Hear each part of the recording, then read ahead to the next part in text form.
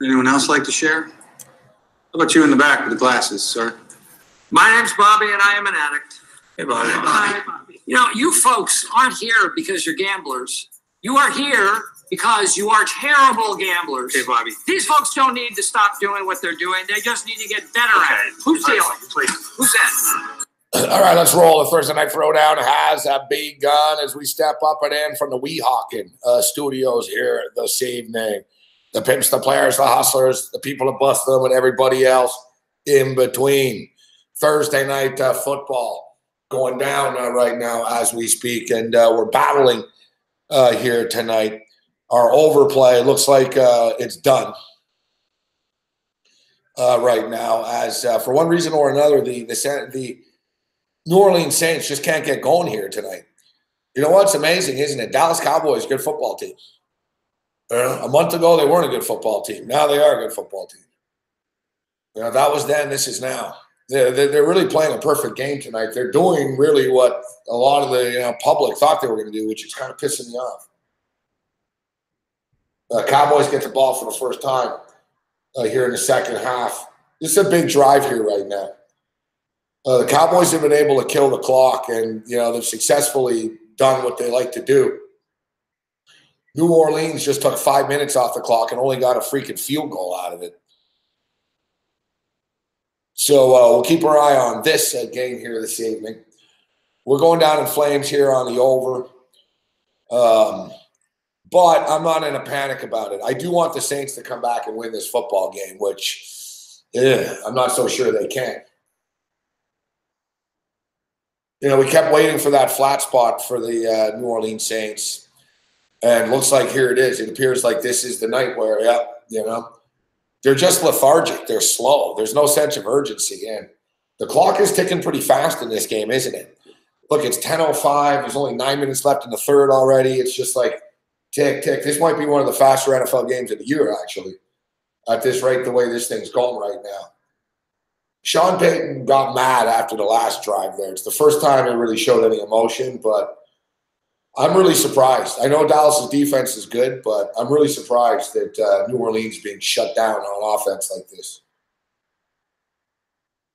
You got a big 3rd and 1 coming up here. They're going to pick up that's the thing. Dallas are just bleeding this shit. So we've got the over, which isn't going to win, but we put the same amount actually. We went on Dak Prescott. I didn't play a lot of props tonight. I played a long field goal prop over, and that's already hit. That's a winner. And we loaded up on Dak Prescott. I had a weird feeling about this game. It's weird. I thought it would go over, but at the same point in time, I didn't like the props. Drew Brees has 69 yards passing. Look, I've got a prop on Dak Prescott over 244.5 yards. He's got 201 yards right now. Except, as we all know with these props, man, until it's there, it ain't there. Elliott's got 41 fucking yards tonight. 15 carries, 41 yards, averaging less than 3 yards a carry, and somehow they're up by 10 right now. It's a weird football game. Kamara's done nothing. Ingram's done nothing. Michael Thomas has done nothing. No one's done anything. There's the first down, and now Dallas is going to try to take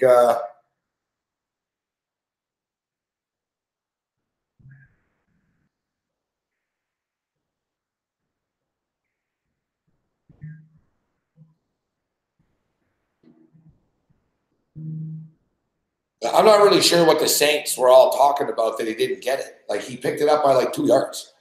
All these Saint players, like,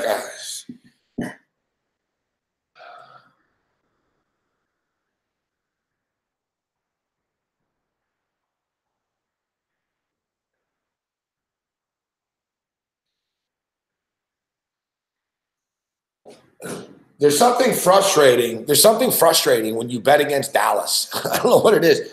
The way that they're so slow, it's annoying. It's like, hurry the fuck up, man. All right, there's a big sack. 2nd and 20 coming up here. Dallas is going to blow this. New Orleans is going to come back. All right, so we went to get our tickets. We got our tickets. Listen, we've only been going to the book like once a week recently. We hadn't been back since last Thursday. It seems like Thursday's our new day. Thursday's our new book day. And as you can see, We made it worth our while.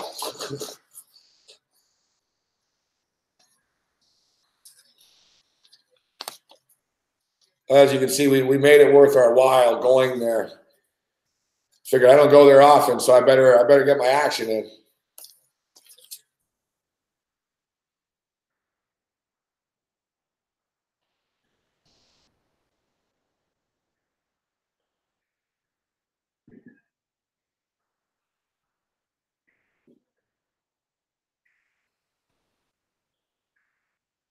All right, so here come the New Orleans Saints. Big stop right now. Eventually, you know the Saints are going to be getting into the end zone. Here's a big third down coming up. Pass is complete, but it's short, so the Saints are going to be getting the ball back.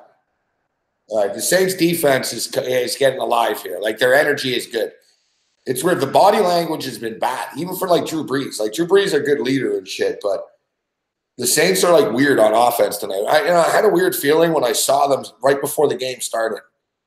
You can actually read stuff like that. It's like owning a horse. I used to be able to tell the conflict diamond before the race, basically, whether it was going to be good or not. Like that time that he was walking on the infield going in the wrong direction, I knew it wouldn't be good.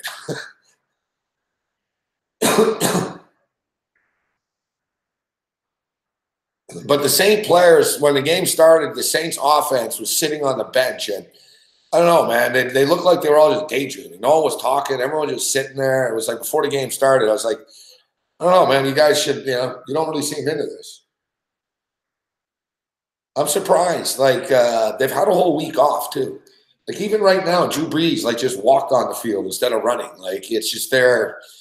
I don't know. There's something off with them tonight. Listen, they've won and covered 9 straight football games. They've won 10 straight games, but they've covered 9 straight.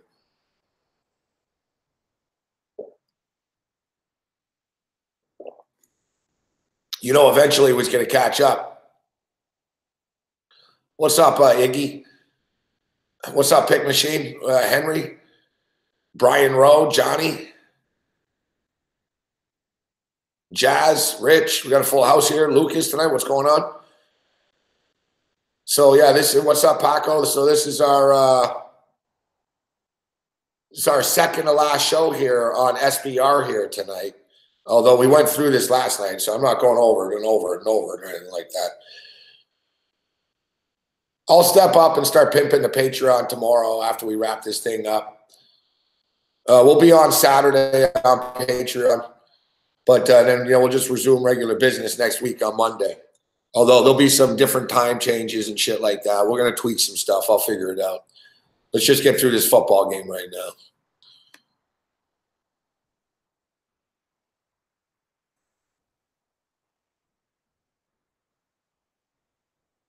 All right, so Dak Prescott's up to 211 yards. All right, so this is what I played here. You want to let's show. I'm fully transparent all the time. All right, I'm not going to be able to go back to the book tomorrow. I'm going to be busy, so I played this. That's on for Saturday. That's just a $100 ticket on Texas and Oklahoma over. Texas and Oklahoma over. I was going to play Texas plus the points as well, but I'm hoping to win online. But that's going down, actually, but I'll figure it out. Yeah, I was like, whatever. I'll put $100 on the over here just because this game's Saturday at noon, and I'll be on the air. I'm going to go to the Sportsbook on Saturday afternoon after the college football show. All right, similar situation. I put $100 on the Buffalo Bulls tomorrow night. More of a recreational, same thing. I won't be able to make it back to the book, so I'll have some action on the Buffalo Bulls on the money line tomorrow. Similar situation. I have the Washington Huskies on the money line, even though I got deceived on this Washington Husky play. The number isn't what I thought it was. But they fucking said it was like 190, and then when I played it, it was like 220. 225. And I was like, whatever, just play it. But I wasn't impressed with that. So that's just for coming up. So this is tonight. This is like where we get into the more of the bread and butter here, like where I want to win these tickets. I want to win these tickets too, but that was just sort of all right. Let's just get that college out of the way. I have a $200 parlay. The Toronto Raptors on the money line. The Toronto Raptors on the money line. And the New Orleans Saints on the money line. And this Toronto Raptor game is getting real. It's 103.99. This is what the Raptors do all the time, man. They always like get up really big and then they take the pedal off the metal. So now it's a stress job. 103.99. We'll keep our eye on this game. We'll keep our eye on this game, and hopefully this parlay can come in because, you know, the loser pile could be a bigger one here tonight. So, yeah, we've got $200 on that parlay.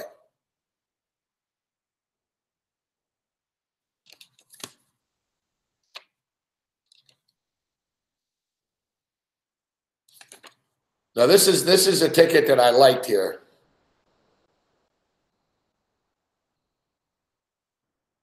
Dak Prescott over 244.5 yards. $200 over 244.5 yards.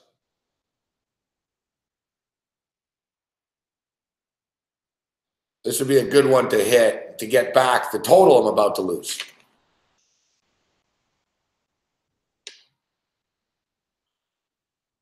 Now, Dak Prescott's at 211 yards right now, which is very good. Right? We're on pace, but something happens. You never know what's going to happen, you know?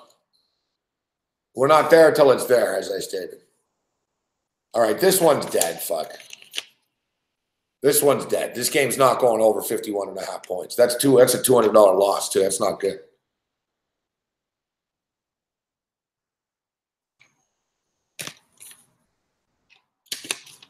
Then we get into tonight's NBA. I've got $100 on the over of this Laker-Pacer game.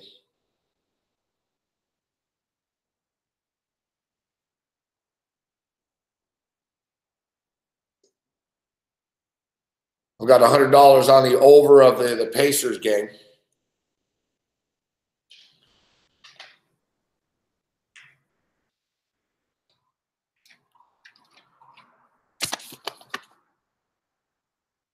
And we've got the Clippers on the money line. Where's the Clippers? Oh, here we go. And we got the Clippers on the money line.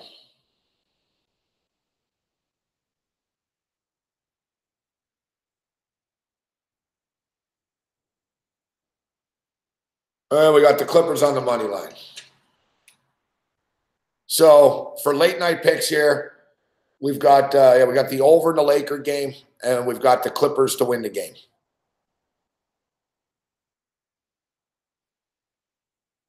So what's up, Daniel Natal? Good to see you.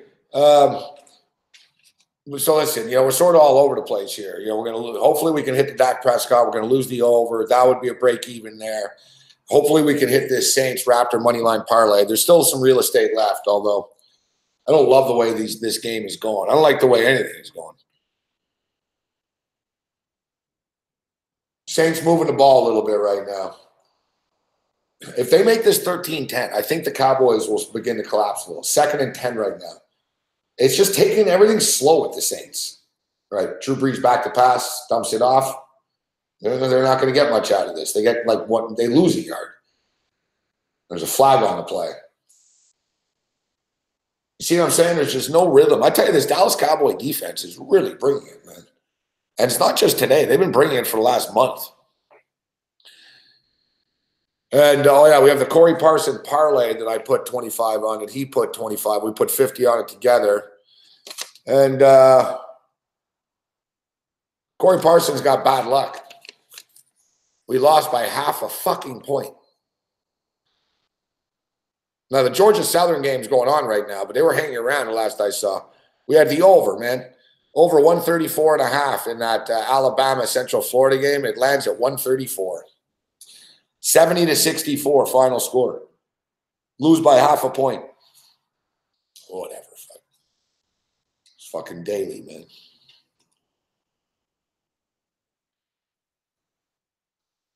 All right, Drew Brees back to pass, 3rd and 10. Big play. And it's incomplete. He throws it too high, but there's a flag on the play. Pass interference.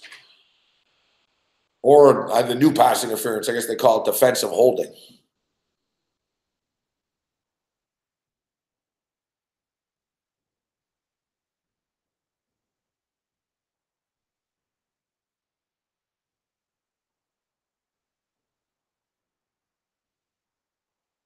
Yeah, I'd say they know what they're doing more than sometimes.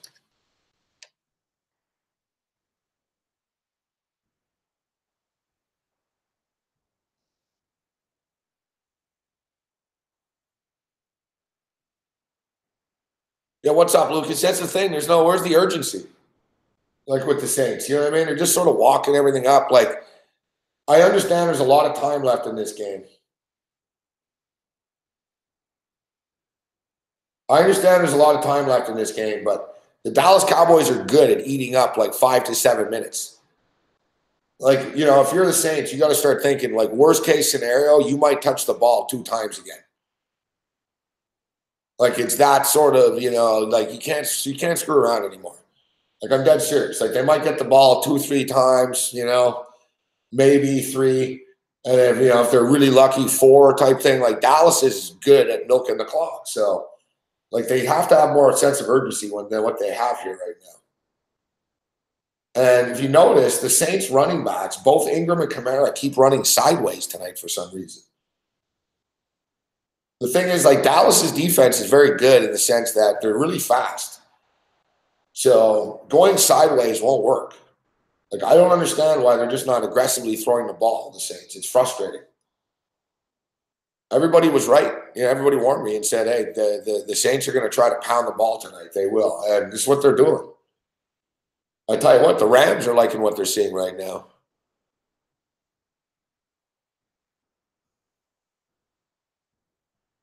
Like, look at that. They run the ball and they get smashed. Like, how many times are the Saints going to run the ball and get nothing? Like, I get it. You're trying to establish the run. It hasn't worked. It's not working. Like, all night, they're getting stuffed. Like, I don't understand. Like, it's time to go in a hurry-up, no-huddle offense and just put the ball in Drew Brees' hands here. Like, this is ridiculous. Like, you're down by 10. You're slowly walking up. You're running the ball. Like, really? Now you're punting after all this? Now you're punting after all this. It's unbelievable. Like, there's no urgency. Like, I didn't realize that was 3rd down. I thought it was 2nd down. I thought it was 2nd down there. You know, so it's 3rd down, you run the ball up the middle, like, and you get stuffed. Like, what the hell are you guys doing? What happened? Oh, the Cowboys, what did they do? They ran into the punter. Ooh, this is changes.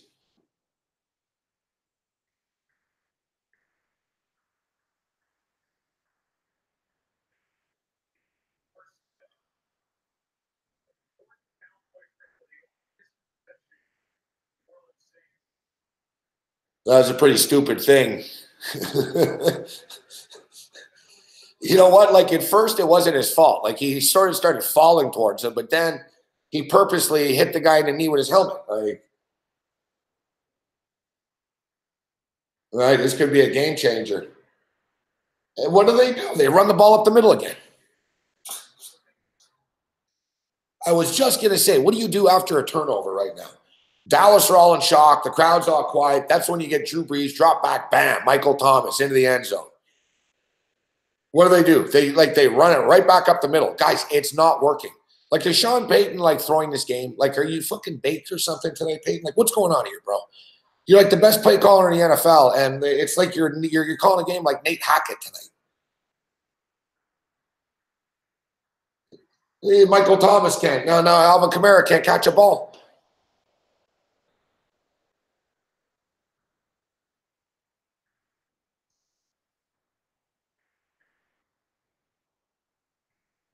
It's unbelievable.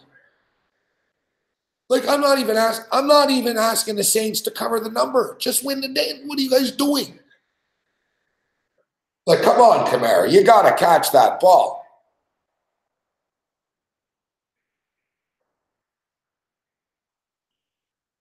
It's a Sports Illustrated curse. Drew Brees on the cover this week.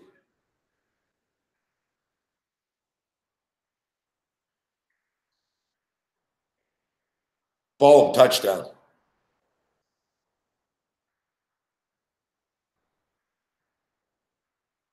There we go.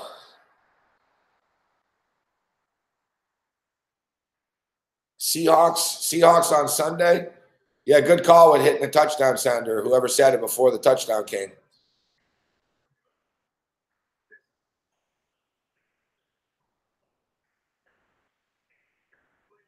That's what I was going to say. That was wrong with the Saints. They had two dudes right there as a mistake. That's not supposed to happen.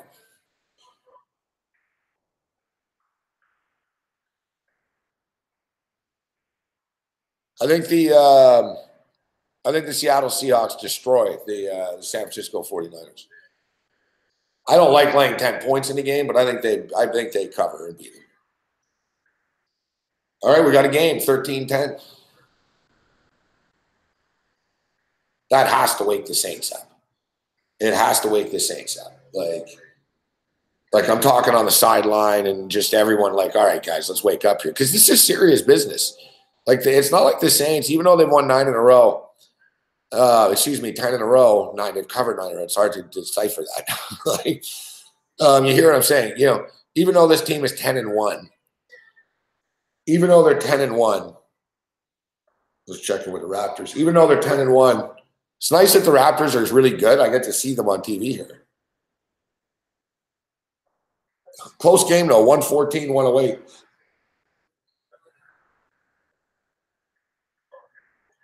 Oh, big block. Ibaka. Warriors won't go away. Yeah, so even though the Saints, it's like, oh, it's a flat spot or whatever, they can't mail it in. Like the Rams only have 1 loss too. And the Rams ain't letting up, man. And who are the Rams playing? Detroit Lions. They're not losing that game. The Rams are going to beat the Lions. So the Saints could lose home field quickly. That's what's so lethal this year in the NFL. Boom. Come on, Toronto. Close this out. Let's go.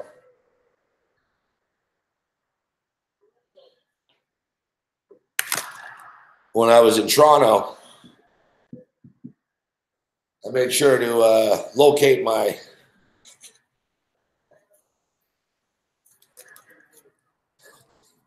this Raptor jacket's lasted a while, man. This is what I wore. I lived in Vegas.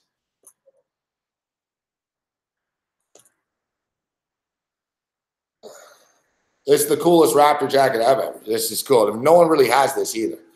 I've seen it's I'm not the only person in North America with it, but there's not a lot of them.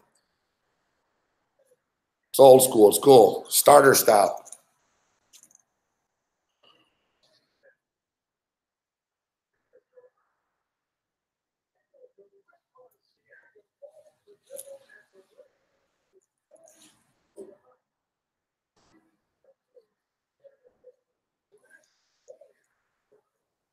It's amazing. Yeah, I saw that. They practiced in an ice storm. Well, I don't know. They won last time. I've had this jacket a while, though, haven't I? I remember I had it in that picture at the score even after. I've had this jacket a while.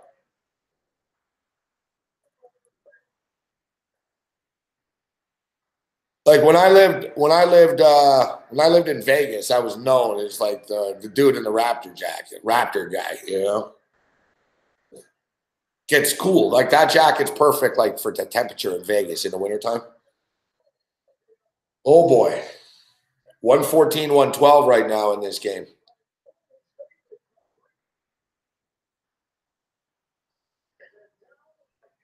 As soon as I start looking at the Raptors, boom.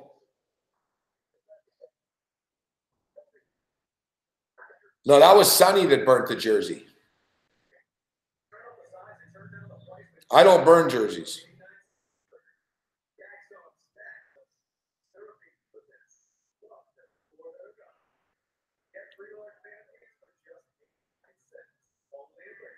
Have fun. He's taking off. Where are you taking off to?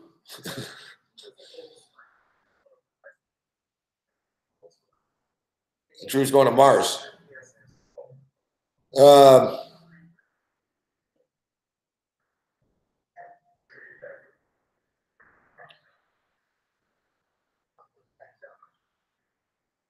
So this is the Raptors' problem, guys. They've done this so much. The Raptors have done this so much this year. That's why you can't lay the points with them. Like, number one, the Raptors are overvalued right now. Like, their numbers are overinflated because they win so much. And if you look at ATS, the Raptors aren't like a covering machine. They were earlier in the year, but the book got tired of losing. The Raptors are a good overplay because they have a perception of being a good defensive team, but they also score a lot. So the Raptors are like top 7 in defense and offense. But the Raptors need to learn to close games out. This is a good experience for them right now, but they better hang on. Kawhi Leonard. Boom. Oh, swish. Over Kevin Durant. I saw today, too. I didn't get into this because I'm watching the games, but I saw someone saying, did Kevin Durant call Kawhi Leonard a system player?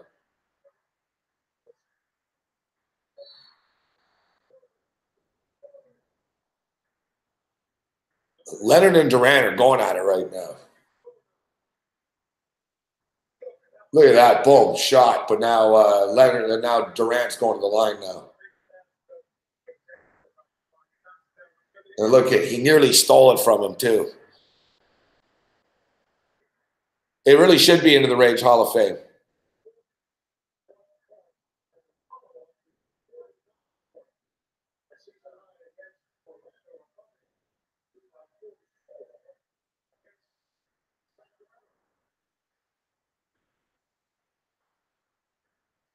Oh, he missed. No, but they got the rebound. No.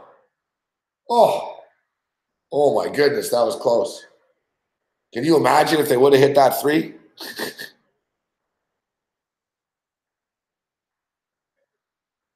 It's like the Kawhi Leonard show late. All right, good. Just give it to Lowry. Good. 3-ball Lowry. Boom.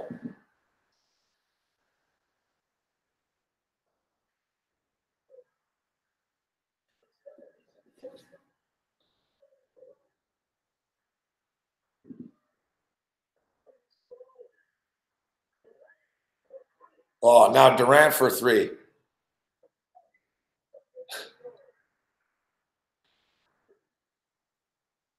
Settle down, Drake. Man.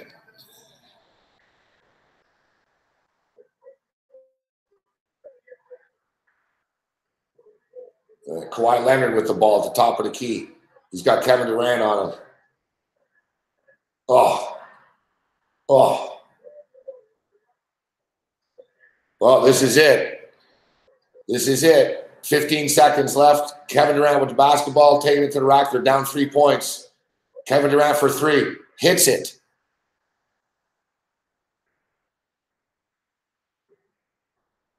Tie game.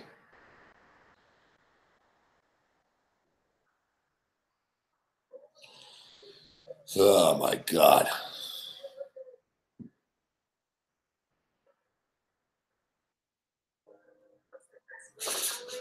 What's going on in that football game anyways?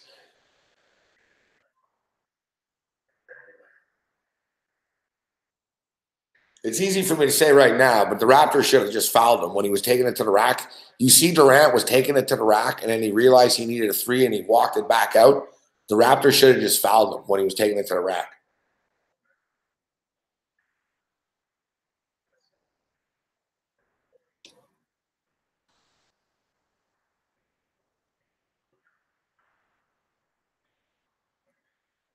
Like, Golden State need a 3, and they're good at getting a 3, so don't let them take a 3. Just put them on the line and say, screw you. Fuck. Take your free throws, and then we're going to have the ball, and you're going to have to foul us. All right, Saints are getting the ball back. This is getting crazy, man. This parlay might lose. It's in the air. It might win. That's unbelievable. That's Durant over Kawhi Leonard, too. These guys are really going back and forth. It's a battle. It was as good. Kawhi played good defense there. There's not much more he could do. He nearly fouled him, too. All right, here's a chance for the Raptors to win, though, with 8 seconds left. Yeah, this is better than a football game. Come on, Kawhi.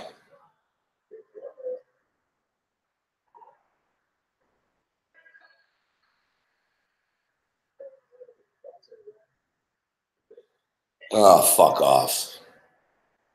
I don't know why Kawhi didn't shoot, man.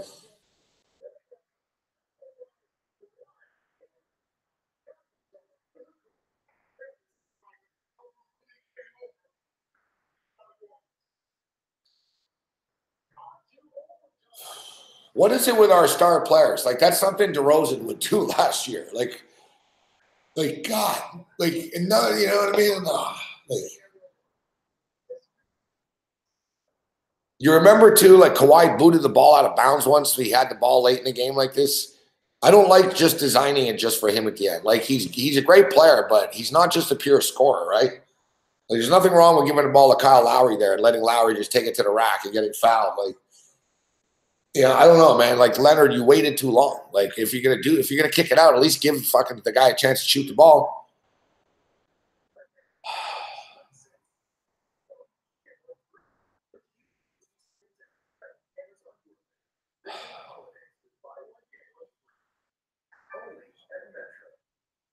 Man, now we got to win in overtime. This is unbelievable, man.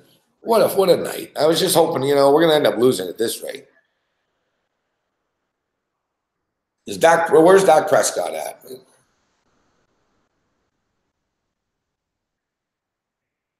How many yards is he at?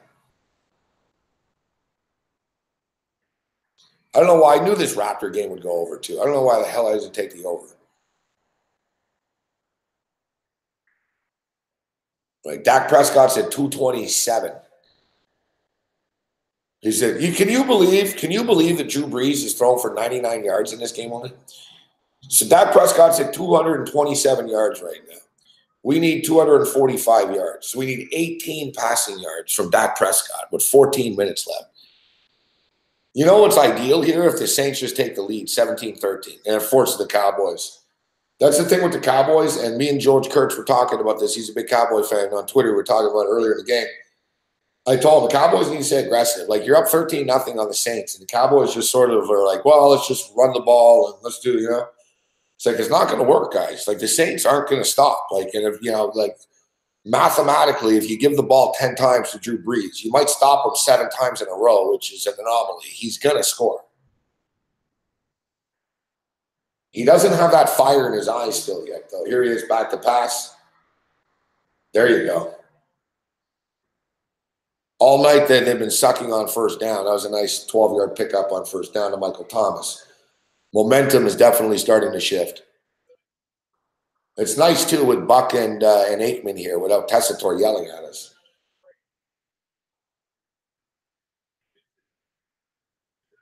Jason Witten. Dallas Cowboy defense playing at a high level. All right, don't just run the ball up the middle here because this is what it looks like you're about to do.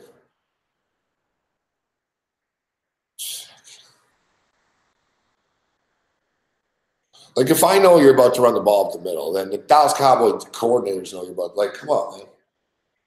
Like, the Saints, what I'm saying, like, the Saints are usually creative on offense. They're very predictable. Like, it's, like, when they run the ball, it's just so telegraphed.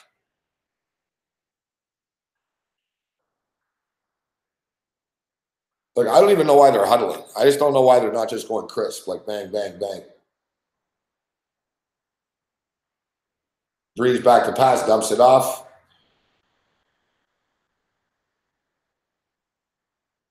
They get like 3-4 yards. And like it's taking like a minute off the clock every time they do this stuff.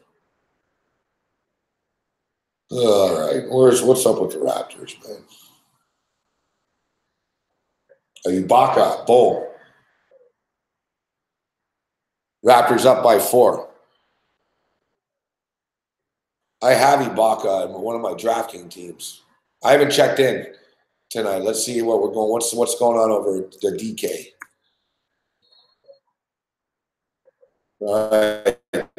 Traveling contest. Currently winning 0.00. I'm done. NBA. God, my lineup sucks. How is this even possible? I have 100 points. All right, I have 251 remaining. That's why. All right, no, it's not bad then. Who do I have? I have Kyle Lowry. He's got 40 points. That's good. I got Serge Ibaka. He's got 28. That's good. I got Klay Thompson. Got 32. That's good. I'm doing pretty good. I got 100 points with 3 guys. Coming up tonight, I have LeBron James, Bogdanovic, Boban Marjanovic. Sorry, Bodan and Boban. Tyreek Evans and Darren Carlson. So, yeah, I still have, wow, I got 5 guys coming up here tonight.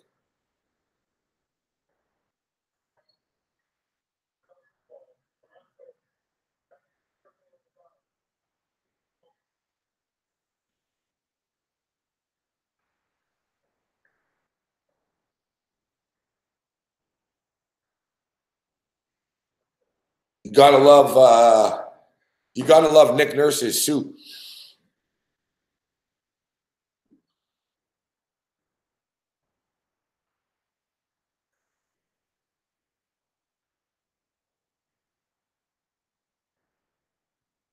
Third and about 6 inches coming up here.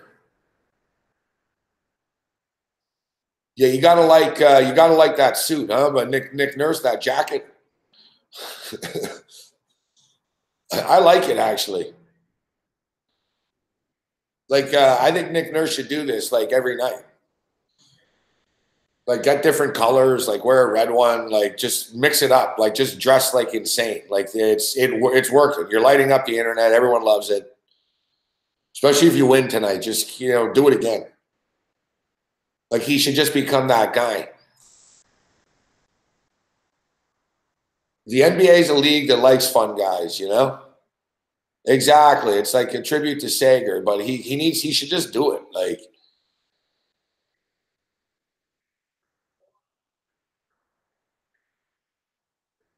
all right, don't screw this up, New Orleans.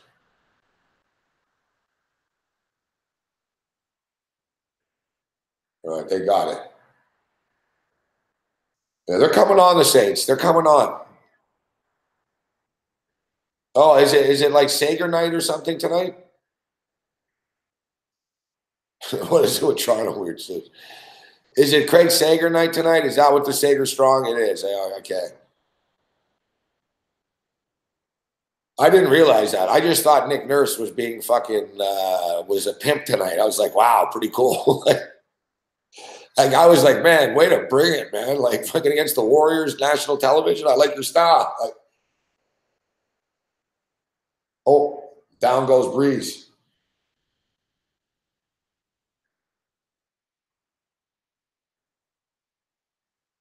Oh my God. They were just up by 4. Now I just thought we were gonna win the game. I can't take this.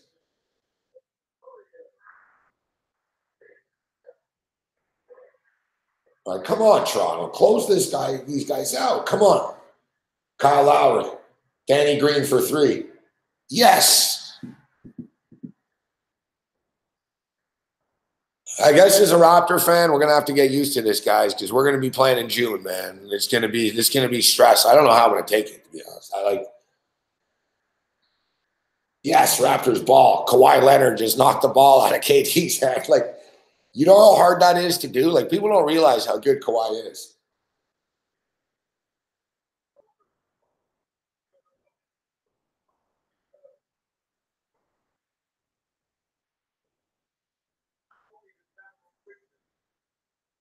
What a game, though, huh?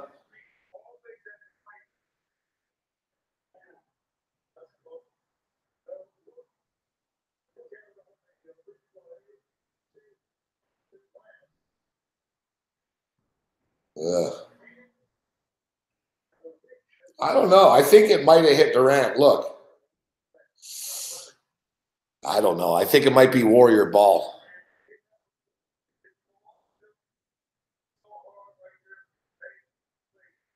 Wow, these guys, this is a crazy basketball game, man. And listen, I get it. The Warriors are without Curry and they're without Green and Boogie Cousins and stuff, but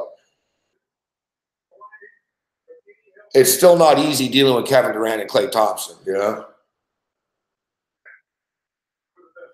Ah, man. It's a tough call. It's a tough call, but my gut instinct's telling me that it's off Kawhi Leonard. I can't definitively tell you that it went off of Kevin Durant there.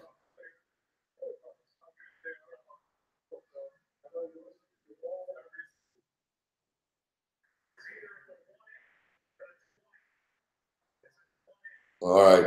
They punted the ball 1 inch.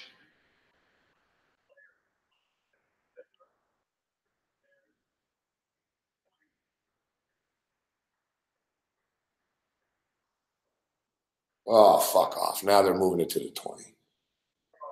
All right. Give me a second here.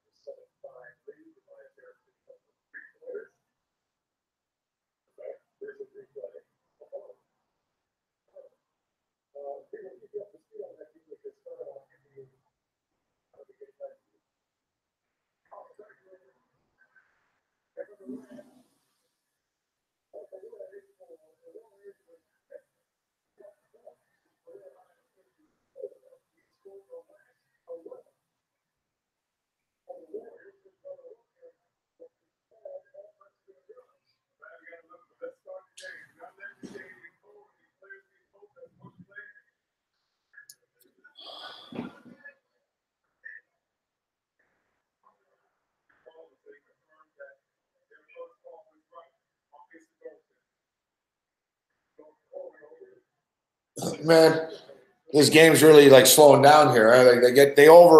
They try to get the calls right in the NBA at least, but Raptors up by 3. 1 minute and 15 seconds left. If they get a stop, they can get up. Oh, unbelievable. What a steal by Kyle Lowry. Oh, yes.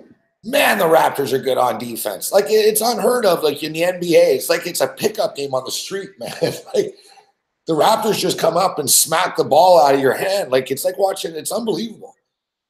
I've never seen anything like this with an NBA team almost. Like, it's like the Raptors really, really, really, really, really, really take pride in their defense.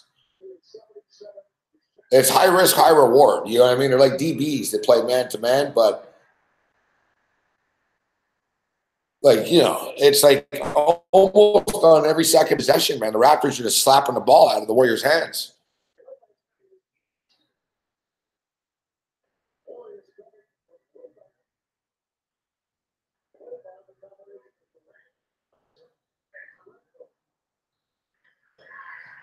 Raptors up by 5.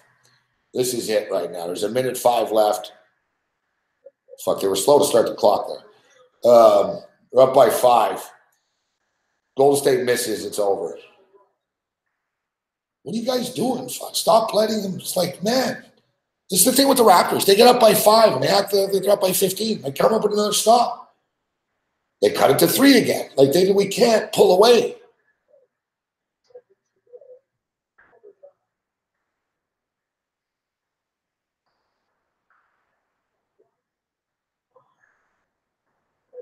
Kawhi Leonard. Oh, I don't like that. Kawhi Leonard's like the point guard, power forward, center. He's like all over the place. Travel. Wow. You know the Raptors are starting to get respect now from the NBA when they're calling traveling on the Warriors. He traveled. It was traveling. Prescott scrambling. Oh, clutch run by Dak Prescott.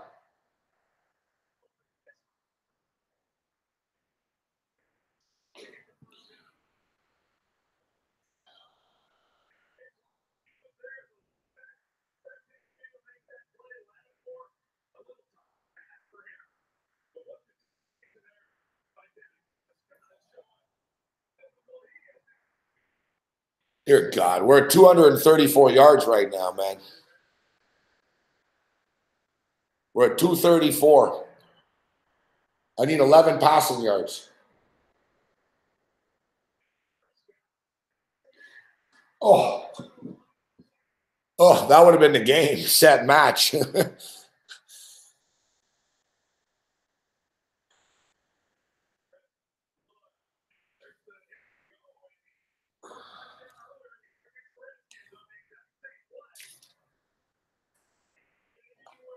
If you're looking to watch the game, Ricky White, you're going to have to go somewhere else. We don't show the game.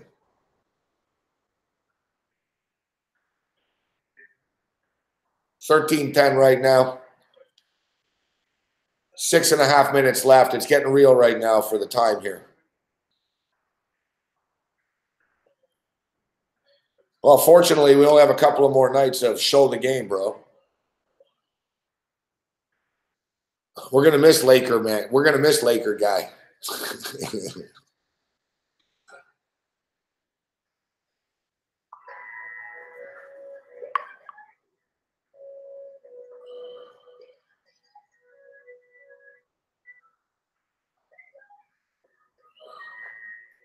Well, big possession coming up here. Look, the Dallas Cowboys get a field goal. They're up 6, and the Saints need a touchdown. I'm really surprised on the last possession the Saints went backwards like that, and they were unable to tie this game up at 13.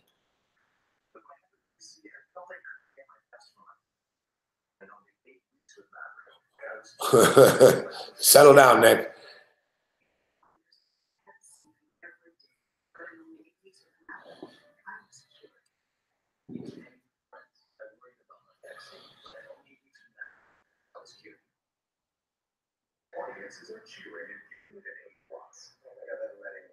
It was crazy, actually. The Clipper game, the Clipper-Sacramento King game is a TV game. I thought for sure it'd be the Laker game.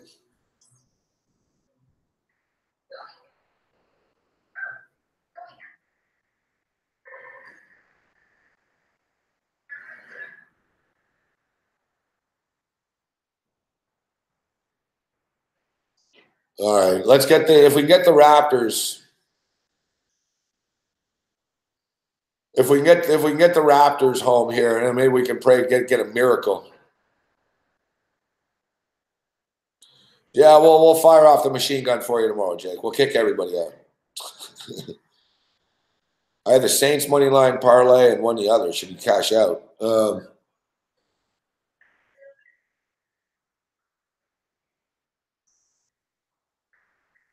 I think I got to be honest that I don't think it. I have the Saints on the money line myself, and I think it's like 60-40 against us. Yeah, I'm gonna kick everyone. I'm gonna ban everybody. SPR will like that. Not. That'd be great. I just start banning every one of their subscribers. You're all done. Yeah, machine gun everyone.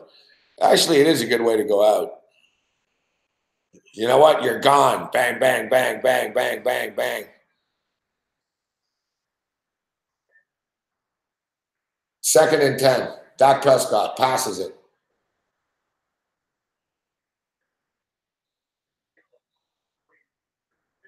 Wow, he got about 4 yards.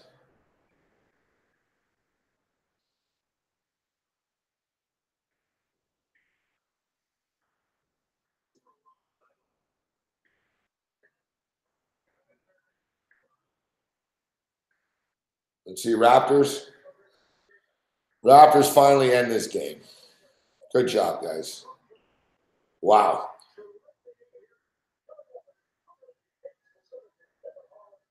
Kawhi Leonard's the best.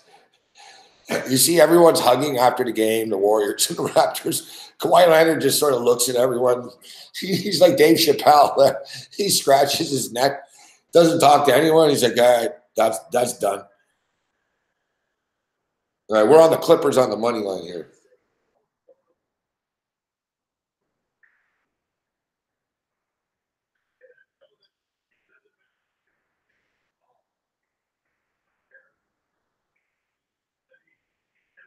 Of course, the refs get this wrong. He's down. He's down, but I think that's our prop, isn't it? The NFL refs are terrible, and you notice the Cowboys always get the call.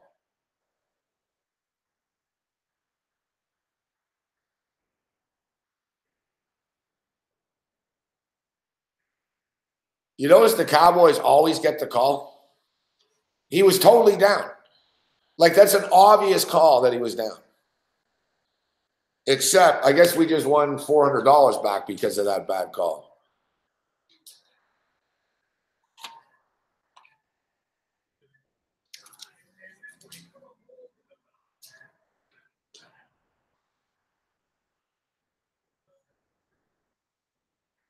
No, he's at 244. He's not there. We're going to lose by half a yard.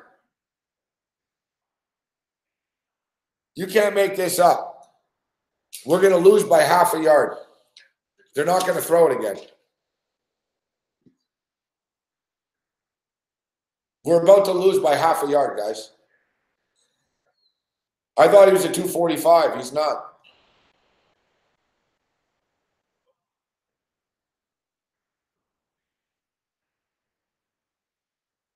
Well, it doesn't matter what it says on Yahoo.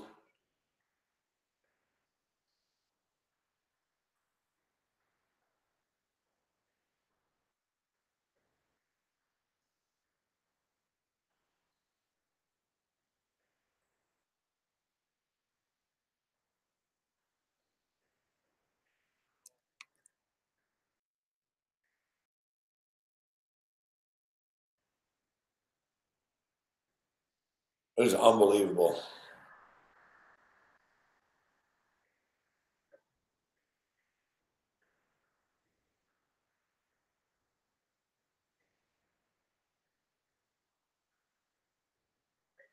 Well, they missed a brutal face mask, too, now. Yeah, he's at 244 yards. We're going to lose this by half a point. It's unbelievable, man. It really is. I'm going to lose a $200 ticket because half of a yard. Half a yard.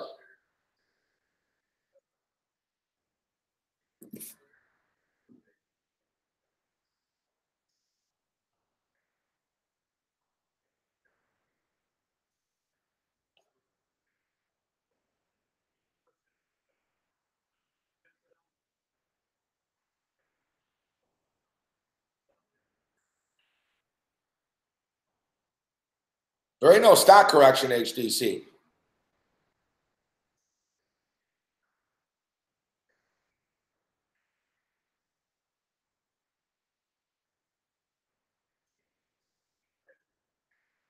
What's going on now here?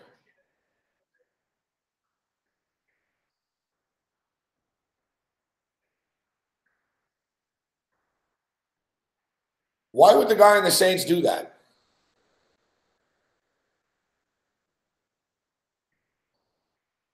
Like, what an idiot. Like, what an effing idiot.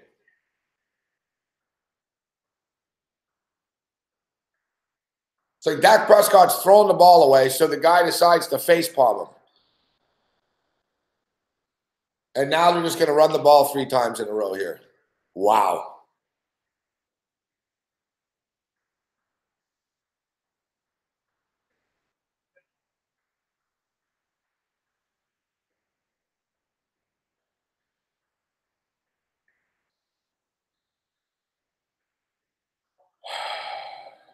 I don't fucking believe this shit, man.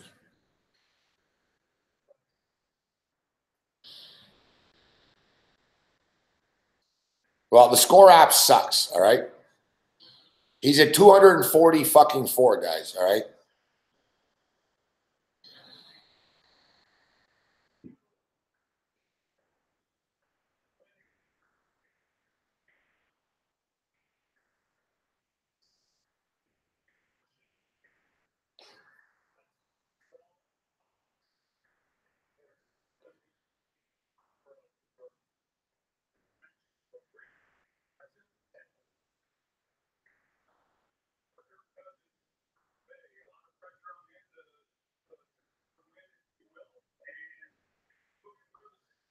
This is just unfucking believable, man. This is an ultimate screw job. I know the number went up. I got a bad number at the Sportsbook here. And normally you get a better number. I got a bad number at 244.5.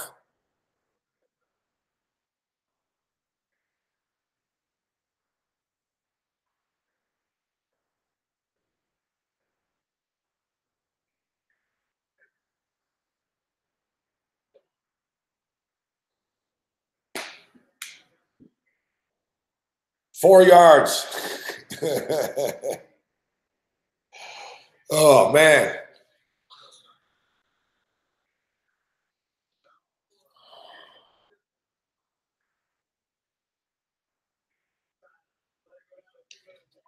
We needed that one.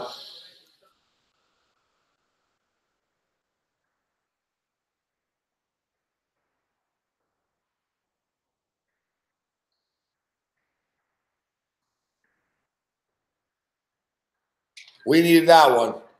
Now stop him. And he fumbled it. He fumbled the ball. I have such a good eye. Like, Joe Buck doesn't even notice they fumbled. You see right away, I said he fumbled it. Like, the Saints have the ball. I'm telling you, the Saints have the ball. That's perfect. That's perfect. We got the over on the passing prop, and now all we need is a field goal to tie it, and we can get the Saints still. That worked out perfectly. Let's go.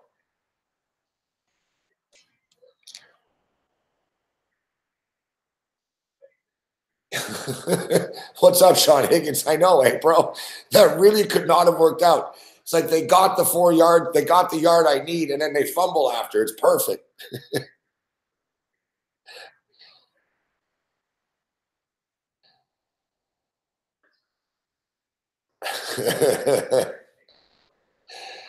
This shit's crazy tonight. I noticed that before when Dak Prescott was running with the ball.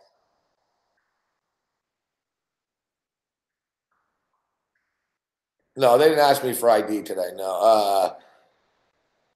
The Raptor game was on TNT. It was nationally televised everywhere. Yeah, maybe Lord Gambler is going to send us out, Hainzer. Maybe. We'll see. We'll find out tonight and tomorrow. You're right. Maybe let's throw us a bone. You're right, Hainzer. Good call.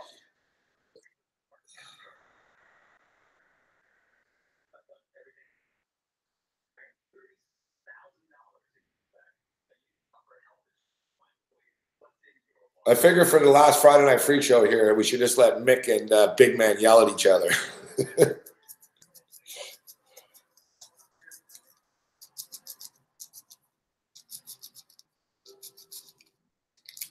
No, I don't think it's manipulated in that sense. I think the referees are just sort of bad.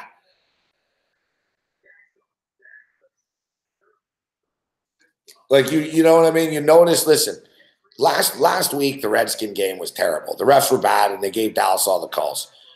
Listen, number one, home teams just generally get calls.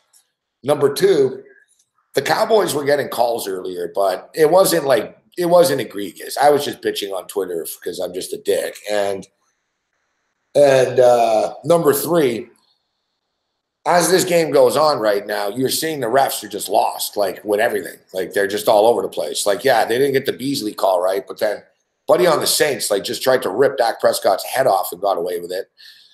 That would have been the game right there. It would have been first and goal. You know what I mean? Buddy like wrenched his fucking face mask, you know, like he got away with it. So the refs have just lost control of this game.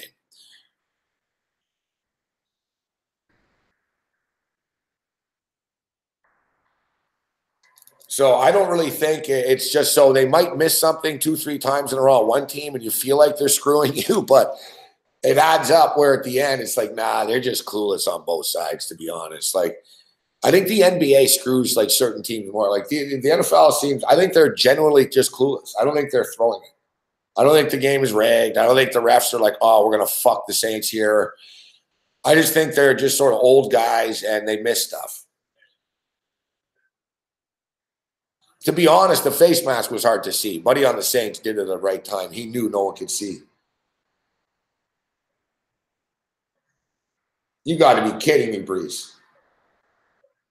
You got to be kidding me. You got to be kidding me.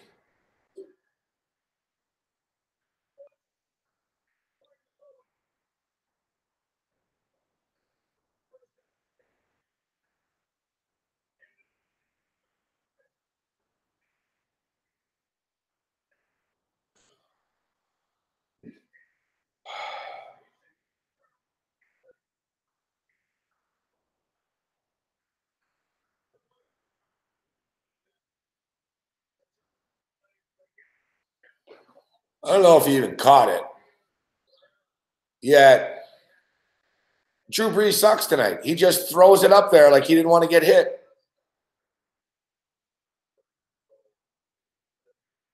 I don't know. So what? So Michael Thomas wasn't a catch and hit the ground, but this guy is a catch. It's garbage, man.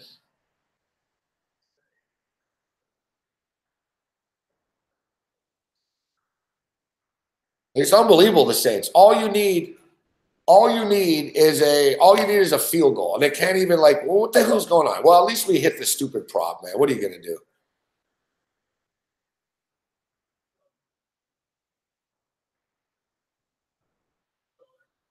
Well, hang in there, Rod Rod. Hey, listen, we're not dying yet. We're gonna be on. We're on 6 hours a day still.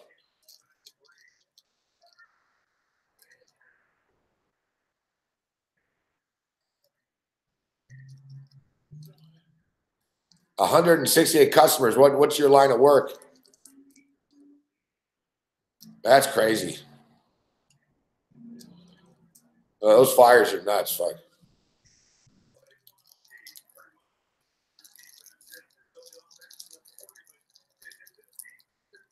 Yeah, it's scripted. George Soros, fuck Jamal Taylor, scripted this. George Soros and the Koch brothers.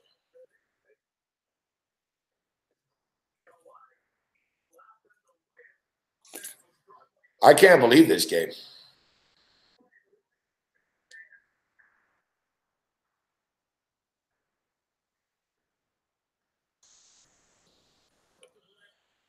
Wow.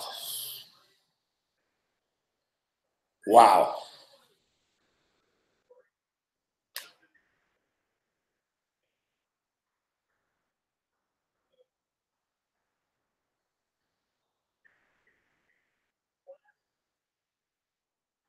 Well, they have a 2-minute warning and they have one timeout, so they might get the ball back with like a little time left, but they're done. That was like a Nate Peterman type of play.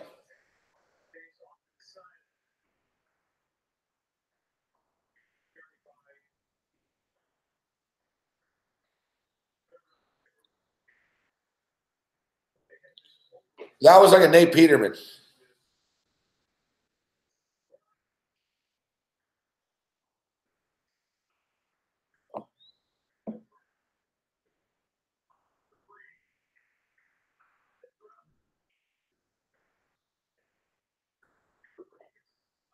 Yeah, that's the thing. It sucks. Eh? Like the whole town, you're busy. You don't really think of that. You know about people's houses and everything, but it's unbelievable. Like you said, all the business is gone. The economy just toasting in town. Like our prayers are with you guys.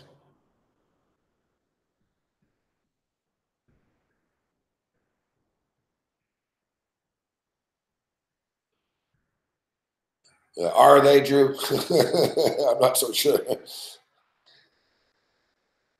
It's a $20 a month, Mark B. No, that's not pass interference. That's a garbage call. Now it's just garbage. Now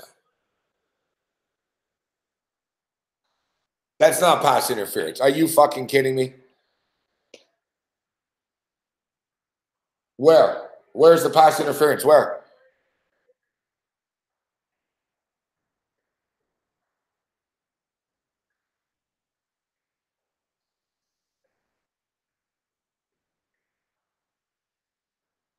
What the? Are you kidding me? Now I have a. Now I'm like, come on, show me a replay. Show me a replay. I like how they have these big plays, but they don't call. They don't show a replay to you after. What's up, Jake Farmer?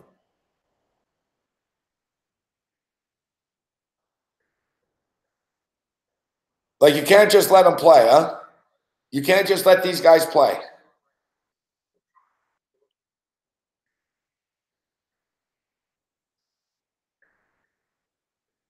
Yeah, but so what?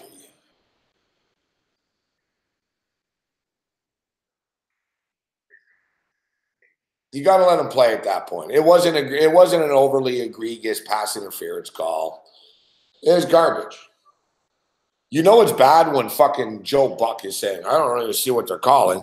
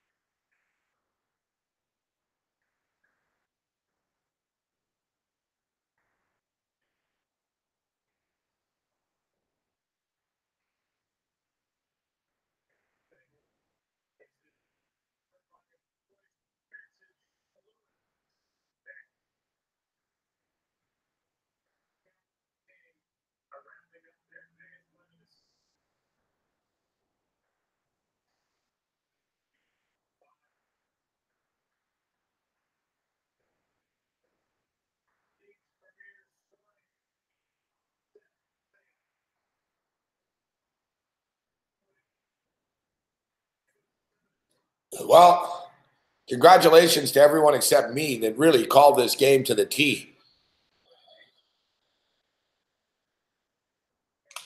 Cowboys played that Cowboy game.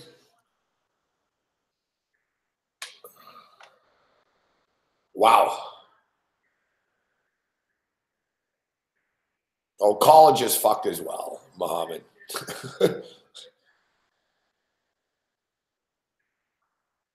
No, there ain't no funeral, Paco. Why would I have a funeral? It's only a funeral for people that don't want to pay $20 a month.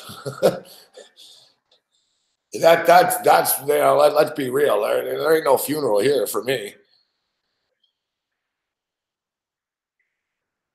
Pretty simple. Like, I'm not done. Nothing changes for me. It's a funeral for people that are cheap and don't want to pay. Listen, I get it. That some people it's tough and stuff, but that's the whole thing. You can't blame. I don't blame SBR either. I don't blame SBR either. Like, how many people look like there's 230 people watching right now? Like, how many of you signed up through a sports book, like, because of SBR? You know what I mean? Like, people just want everything for free all the time. You know, I told you guys every night at the end of the night, hey, sign up with the SBR book, support it. You don't get free content forever in your life. And people, you know, people just take everything for granted all the time. I don't take those things for granted. I don't take those things for granted. Like, I know, you know what I mean? I know it costs SBR a lot of money to pay everyone to do all these videos. And if people, you know, if they realize, you know what, we're not getting more business because we have people watching. Listen, SBR is very successful. They have a lot of subscribers. They have a lot of people watching their videos, but it doesn't matter if everyone's just a cheap and doesn't sign up for anything. It doesn't support anything, right? Like, you're not supporting anything just by watching, essentially. That's what I'm saying. Like, you watch something for free. Like, you know, you think like what? Like, SBR is in business to just, you know, I mean, we're just going to entertain people for the rest of our lives.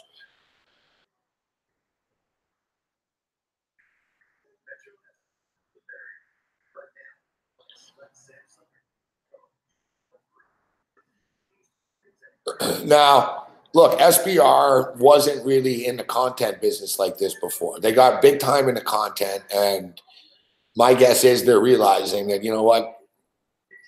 They have the big SBR forum thing that they don't have to pay people for.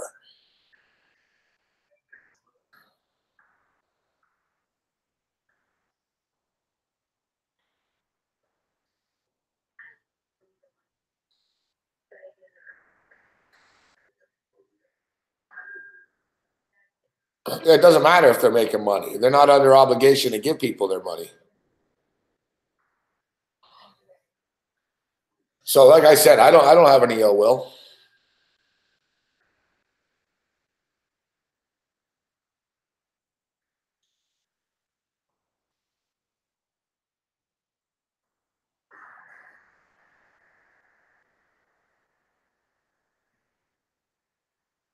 Like,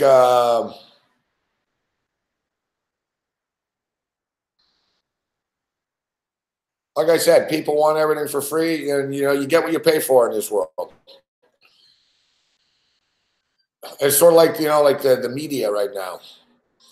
You know, like, you know, people that don't want to pay for media stuff or for like news. You know, they not only you read the free paper they give you in the subway in the morning. You know what I mean? You read the fucking AP Wire reports. Like I said, the internet gave everything for free to everyone, right? So it's been hard to dial it back, but they're getting there right now. Like, people don't want to pay for things, they're going to be left behind, right? They just are in the future. Like, everything, people always wanted, like, I just want to pay for what I want. But the thing is, there's a lot of people who will, right? Like, there's a lot of people inherently who, I'm sure there's fans of mine right now. Inside, you just can't pay for the show. Even though you'll drop $20 at McDonald's tomorrow or fucking whatever, like, you know what I mean? Or it's 66 cents a show. And listen, I'm not calling you out for it. You know, you're like, I'm not going to pay. I'll watch something else then. I'll miss the show, but I'll watch something else. You know what I mean? You know, well, then you watch something else. Like life is short, right? So you should, you want to watch things you like, or it's like basically, look, if I want to go see Rutgers at Michigan play, I don't expect it to be free, right? It's like, well, I'm a Michigan fan, so hey, I'm supporting it because I'm here. That's not the way life works, right? Like I'm not supporting them because I'm here. I supported the Big Ten and I supported college football by buying a ticket and going into the game. Like people like think like support is somehow like, like, well, I watched the show, so I'm supporting it.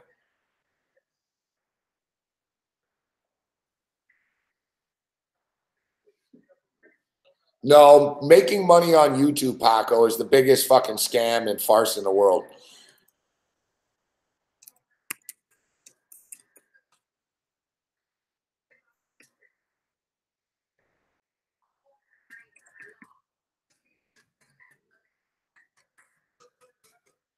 That's the Patreon page.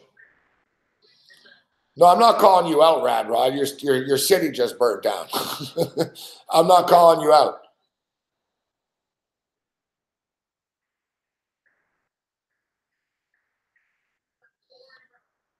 But yeah, the whole YouTube money thing is garbage.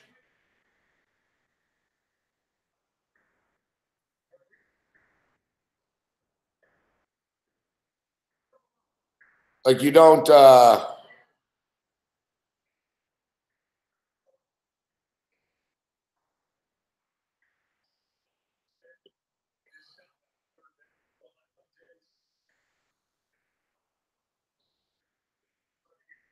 that's just reality. It's sort of like the whole that net stream and the net neutrality and all that type of stuff. Which it's rare I take sides with the corporation, but the corporations were right. Like the internet companies were right. It's like what we're supposed to invest all this money in this bandwidth so you can come along and fucking charge people all this money to suck our bandwidth, and we're gonna give it to you for like the same. It's like it doesn't make sense. It's like what we're gonna invest, so we build the fiber optic pipeline, and then you come along and make billions off it. Like it's ridiculous, right? Like everyone like they're parasites in the internet world now.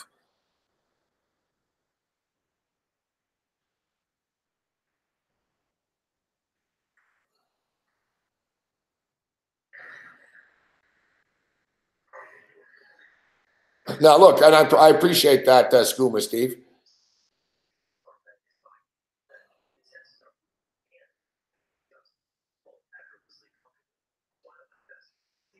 I appreciate that, but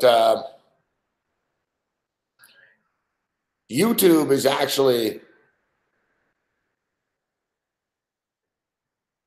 YouTube.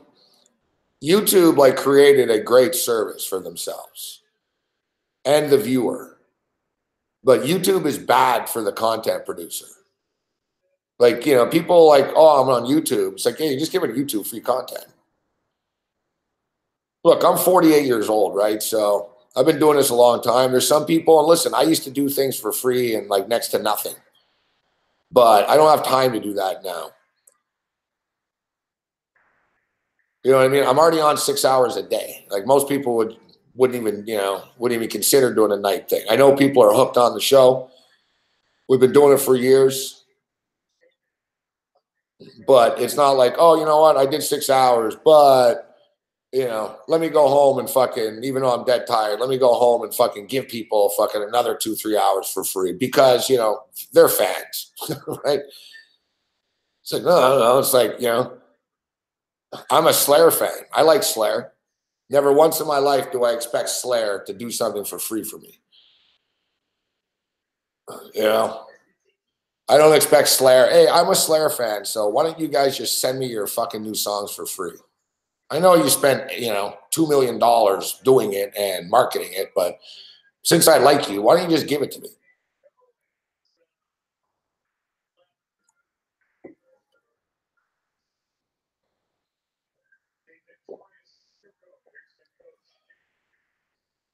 I appreciate that, Mohammed.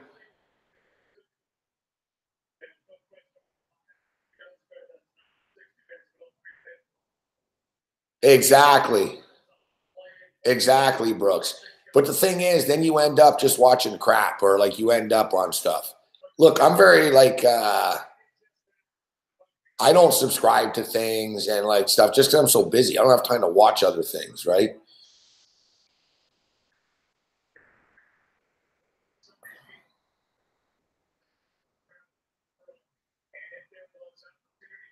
Yeah, piracy will never die, Sandu, but I got to be honest.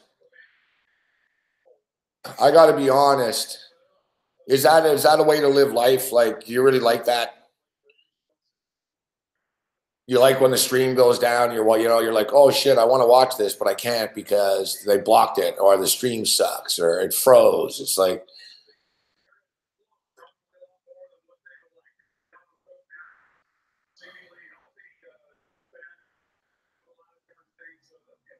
look, like I could not pay for cable right now. I could, but I also don't want to watch fucking every stupid game on a computer, fucking logging in. Oh, Bosscast isn't working tonight, and all this and that.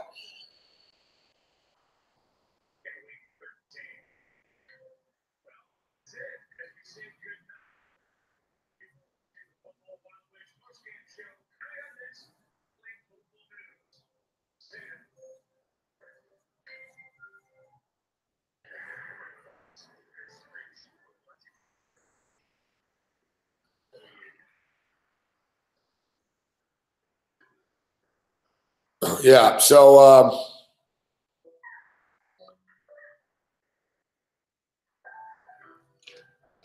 right. At least we listen. That was kind of a disaster, that game, but at least we hit. At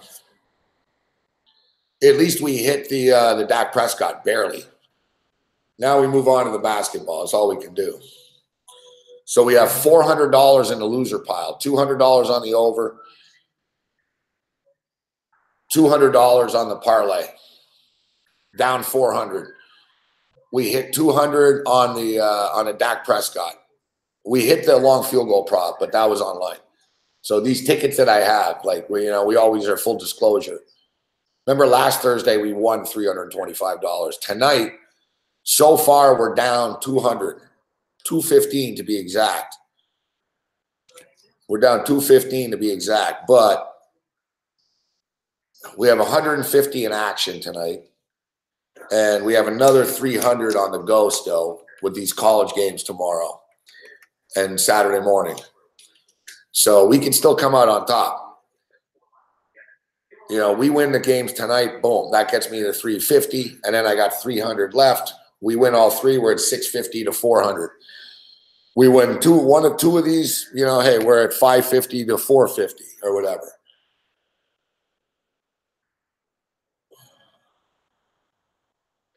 No, it's hit or miss, Matt, tonight with the long field goal props.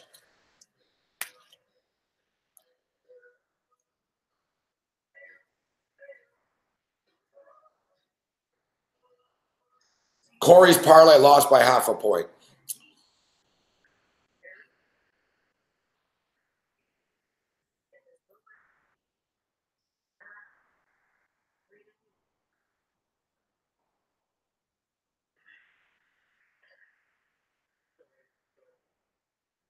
I always talk about that, though. The amount of people that'll say they'll sign up and then do it stuff, right? Like, look, last night we had one sign up.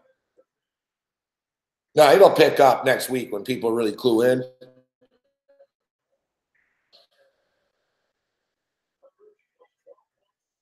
I'm not expecting too many new signups. I think the people that have already signed up are kind of already the most hard, they're hardcore. It's like, look, I've been on Patreon for nearly a year, guys, and a lot of you were asking me about it. It's like, I've been doing this for a year on Patreon. It's not like it's new, right? It's not like it's new. I've been doing it for longer than a year. Like it was like 2 summers ago. Fuck, I was getting all wasted on my balcony on Patreon.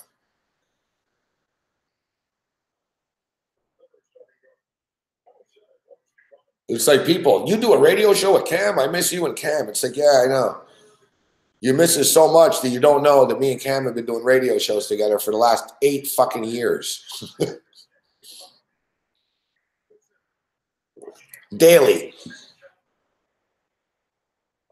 I really miss you and Cam. Oh, you know, we're on every day. Yeah, you know, I really miss you on the score, though. Yeah, you know, we're on every day right now. No, I know, but I really miss you on the score. It's too bad you're not on the score. It's like, wow, dude, like, you know. I got to tune that shit out, you know? Like, it's hard. Like, people, like, will ask a million times, so how much is it? What do you want? What is it? Like, it's like, look at the site. Like, look at patreon.com/sporttrade, right?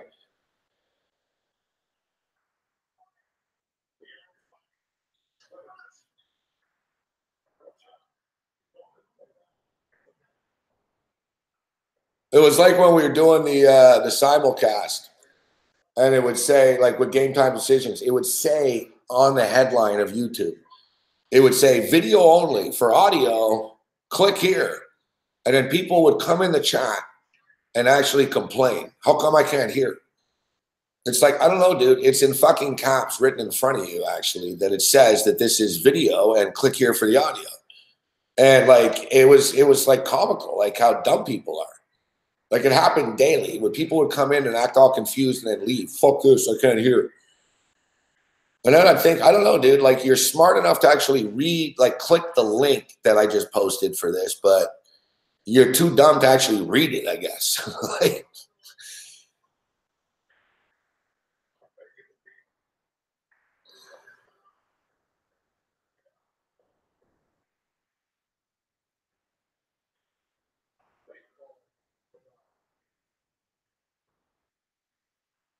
Teddy does videos for Wager Talk every fucking day, fucker. You know what I mean? I see Teddy's got a million videos online, guys. Teddy ain't going anywhere. We existed before Sportsbook Review, guys. Might be a shock, but Ted Savransky's not like the Wicked Witch of the West that's about to evaporate tonight.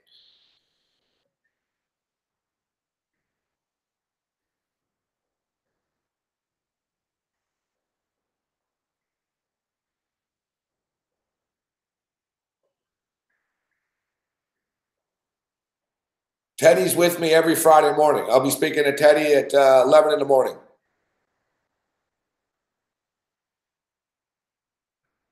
Teddy joins me every Friday morning.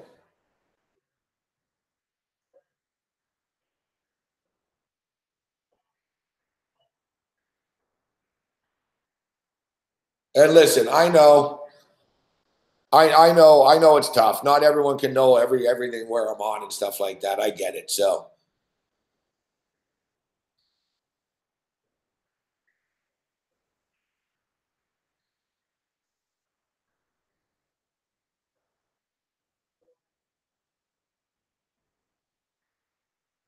this is why I was annoyed by the last couple of nights that I knew this would happen. That's why, like last night, I said, I don't want to talk about this all night because, you know what I mean? The next few nights is just going to be constant.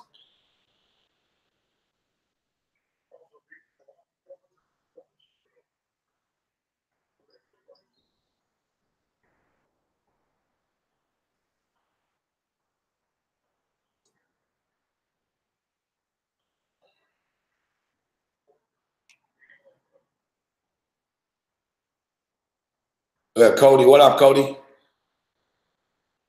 Yeah, it'll be a less busy chat, but there's no trolls in the chat because trolls don't want to pay.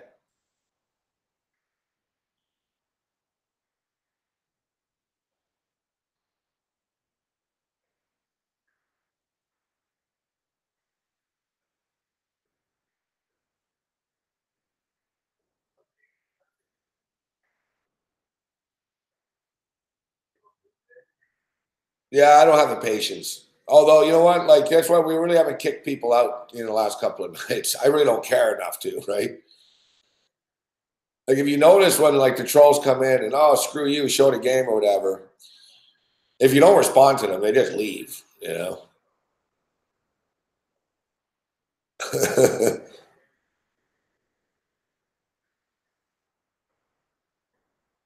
You should just leave.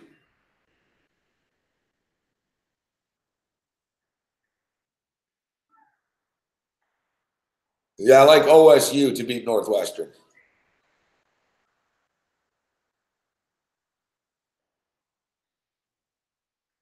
It was a good year for OSU. I think the game goes over the number. They're both going to score. Ohio State's defense is terrible. Not terrible, but they're not playing well. I mean, lost in a beatdown last week. Michigan did score 39 points on them. But Ohio State know they need to win in a rout. The thing with the Ohio State game that's good is you'll know. You're going to know. They'll know what they need. You know what I mean? Like, Alabama's already played. And Georgia's already played. Oklahoma's already going to be decided. So, like I'm saying, if Texas beats Oklahoma Saturday afternoon and Georgia loses to Alabama, Ohio State knows they're in if they win. Right? So, but if Oklahoma wins and is pretty impressive, or Oklahoma wins and Alabama wins, and then boom, Ohio State goes into Saturday night thinking, all right, we're already behind Oklahoma, but we're only behind them by one spot here. If we go out here and we win 56-0, we're going to the playoff. Like, Urban Meyer will pitch that in the room before the game. That if we smash the shit out of these guys, we might get in. But so this is one good thing about knowing that. Knowing the other results of the game for Ohio State. So I would wait for the Ohio State bet to make, because I'd want to see what happens in the other games.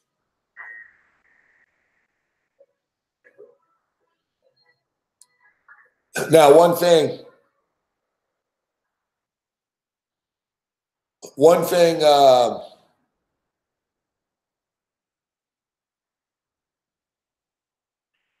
I should state, that just because Ohio State wants to run the score up doesn't mean that they can. I mean, Ohio State had problems, right? I mean, Ohio State have played a lot of close games. They killed Michigan, but that's like their rival. So Northwestern aren't that good. Like, they're grinders, Northwestern. They're very well coached. They don't have enough talent to hang with Ohio State. I think Ohio State, last year they played, Ohio State hung 55 on them. Ohio State's going to kill them.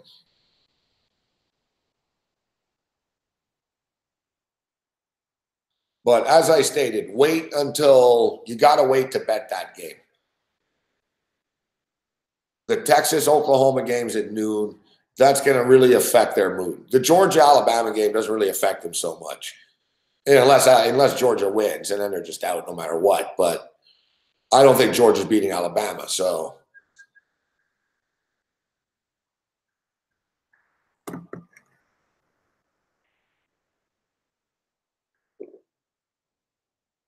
Texas could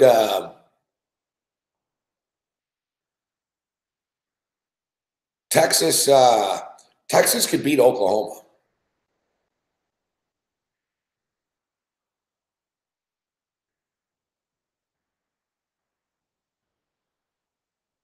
Like, there's no guarantee Oklahoma wins. I mean, Texas already beat them. Texas match up well with Oklahoma. Like, it's going to be a close game. Like, Oklahoma can't stop anybody. So just by nature, they're going to be in close games. But the thing is, you can't stop Oklahoma. And it's just who's going to be able to come up with a stop. Oklahoma are better than Texas. Like, I think Oklahoma will beat them. The thing is, Tom Herman's a legend as an underdog, and you want to take him as a dog. I get it. The problem is, I'm just not sure Texas will be able to keep up. I know they beat them 48-45 earlier this year. I'm sorry, it should be pretty much the same, but a little different, I think. I think Oklahoma will show their class. Like, they'll win 48-34 or fucking something like that.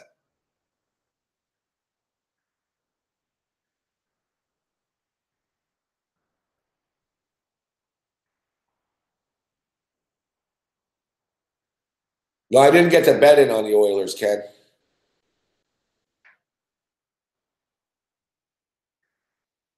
Well, Georgia have a better than 0% chance.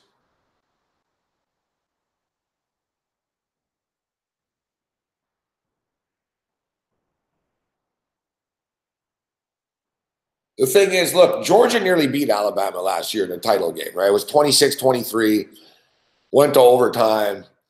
Bama, you know, Tua came in, threw a couple of bombs. You know, they were lucky to get back in. You know, they were pretty lucky to win Alabama last year against Georgia. But the thing is, Georgia this year aren't as good as last year. Georgia were better last year. They just happen to be better than most other teams still. But it's sort of like Clemson last year. You know what I mean? Like they lost Alabama. Clemson were better than everyone else, but they weren't as good as they were before with Deshaun Watson. So they didn't have enough juice. And Georgia's really good, but they're not as good as they were last year. You know, like they don't have Sonny Michel. They don't have fucking Nick Chubb right now. You know, Jake Fromm's pretty good. DeAndre Swift is good, but he's not as good as those guys were last year. Their defense is probably better this year. You know, so they're a great football team, Georgia. They're the real deal. I mean, not for Alabama in their way. Georgia would be going to the playoffs, but Alabama's in their way.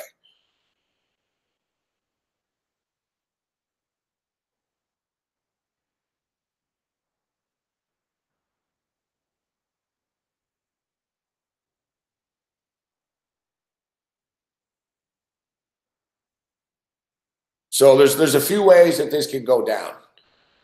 All right. So basically, Alabama beats Georgia. Clemson's automatically in. What's up, Drew Martin? I just saw your message, Drew. Very kind. Nice to see you, Drew. We'll stay in touch. So Alabama wins, obviously, whatever. Clemson's going to beat Pittsburgh. Although Pittsburgh have given them problems in the past, but let's say Clemson beats Pittsburgh. Notre Dame's not playing.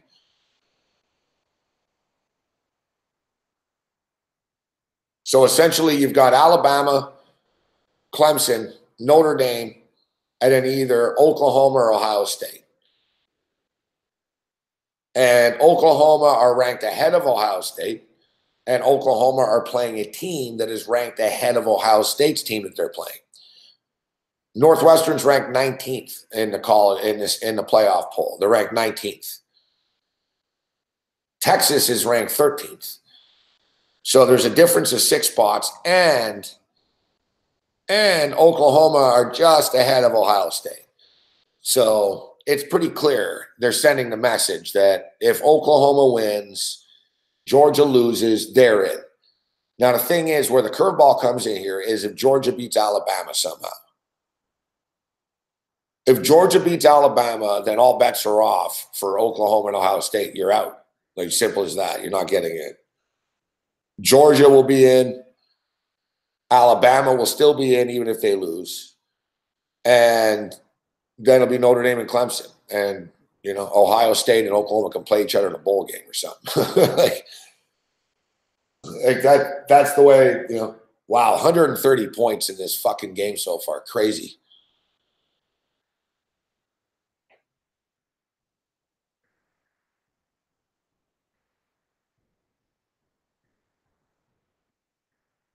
No, even if Alabama loses, which they won't, Drew, Alabama's still in. Even if Alabama lost, they wouldn't go from 1 to 5. Guys, you look at Michigan. Michigan only fell to 7, guys. Michigan only fell to 7 after losing last week. You look at last year. Alabama lost to fucking Auburn, and they still got in. Like, Alabama's power ranking is so high that they're in even if they lose. It's not even a debate. Like, they're in. Like, the game for Alabama is almost meaningless, to be honest with you. Now, obviously, it's not meaningless because they want to win the SEC, but it doesn't matter. If they lose, they're still in.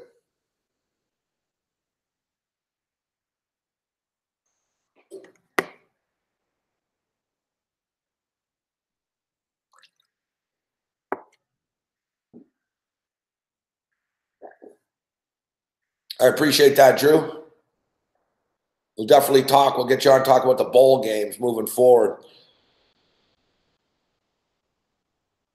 Or you can hop on tomorrow night to say goodbye. I would have a couple of drinks tomorrow night just to have some fun on the show on the way out. But I've got an early morning Saturday show. And as I get older here, like I really, I get beat down when I drink the next day.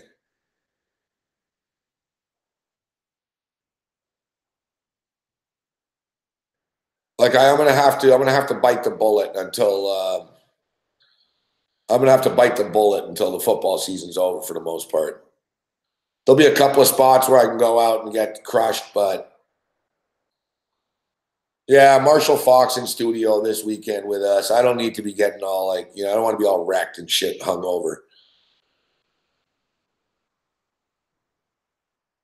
Like I know, I've done it a few times. Like, listen, doing 6 hours on Sunday is not easy if you're not hungover. Like 6 hours isn't easy. Like sitting in the same chair and under the bright lights and shit, it wears on you for 6 hours. And like hungover, it's like torture. Fuck. And people don't realize it. Like people never think, oh, you know what, Morency sucked today. Like people don't really can't tell because I'm a little different when I'm hungover, but it's still good. But I don't like it. Like I don't like sitting there doing the show.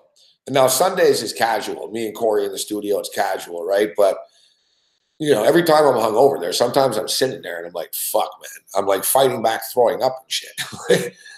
I'm sitting there in the studio and my head's spinning and I'm like, oh God, I feel like throwing up right now.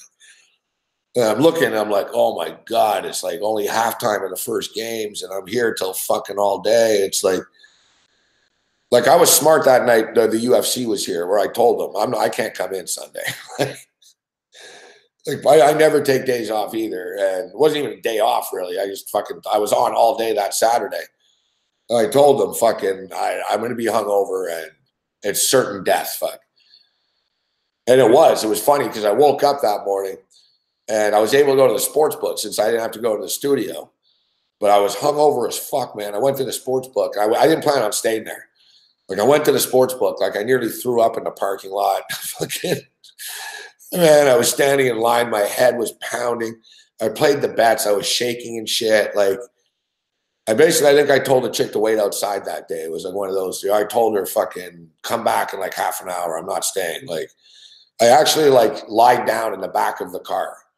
She's got like one of those family vans. That was the day. That was it. On the way back, I told her, don't pardon me, but I fucking like was lying down in the back. I told her, listen, I might have to throw up. All right.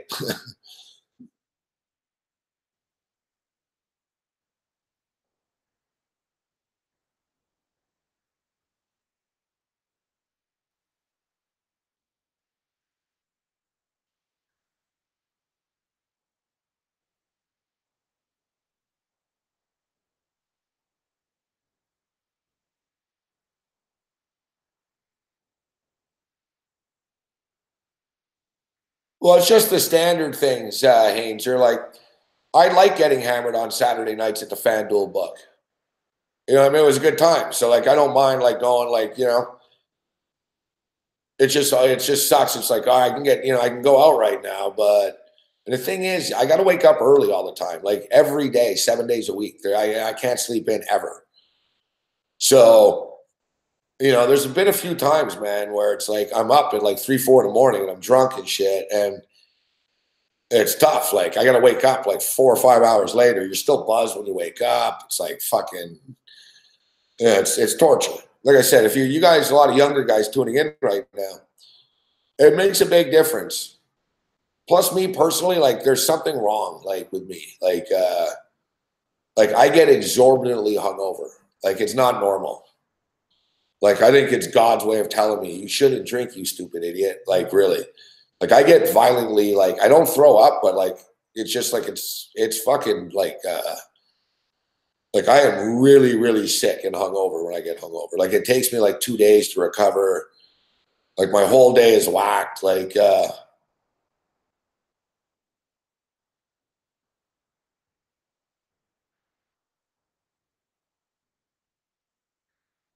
it screws up my appetite. Last week wasn't bad. Like I drank when I was in Toronto on Saturday night after the studio and stuff. But that's the thing, Drew. I drink too much, right? Like if you remember if you remember, and when I started going to the FanDuel Sportsbook, I wasn't that hungover Sunday mornings because I would only drink beer. You know what I mean? I was fine. I would only drink beer. I'd get buzzed. I had a good time, but I wasn't getting drunk. You know, I drink 8, 10 beers, you know, have a nice buzz on, and I'd wake up Sunday morning and do the show, no problem. But when I drink like 8, 10 beers to start the night, and then I end up drinking like fucking another 10 double vodkas, and then I wrap it up with like 6 Jaegers, and it never ends. I'm like, oh, I'll go to Houlihan's at 3:30 for a last drink. And there's always one more, you know what I mean? Oh, I'll just stand there, I'll just go for this last, you know. And then next thing you know, man, I fucking wake up in the morning. I'm like, oh my God, fuck, like, how much did I drink last night? Fuck, like, fucking, you know? If you just stick to beer, like Mick knows that. What's up, Mick? Like Mick knows that. If you just drink beer, you'll still get a little hungover in the morning, but it's not the same. You know what I mean? You're not going to be violently ill. Like, it's a good point, but I get bored just drinking beer. I don't get drunk off of beer. I can if I drink like, 80 beers or something, but I don't like beer. Like, I'm constantly pissing. It's just, beer's all right. Like, if you see me drinking beer, it means I'm trying not to get stupid.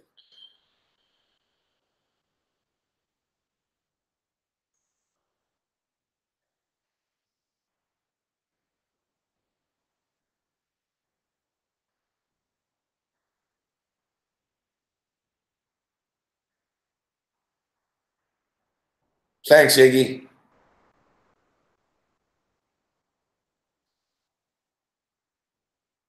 Yeah, draft beer is no good.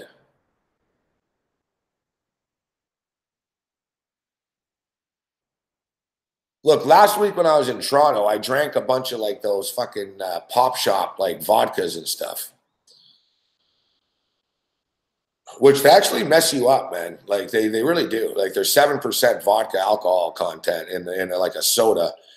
The thing is, it's so much sugar, and I don't really drink much soda anymore. I cut it out. I'm drinking more than I should. Like I drink like I drink like a ginger ale a day, or like no, I buy like a liter bottle, but I never finish it. But I'll drink it with dinner or whatever. I'm drinking a lot of water, but so I'm not used to like the overkill of sugar. And like the other night in Toronto, man, I drank like fucking 7 of those pop shop things. I drank a bunch of Smirnoff Ice. It was just like sugar. Like, so when I woke up in the morning, I wasn't hungover. I had a sugar headache and shit.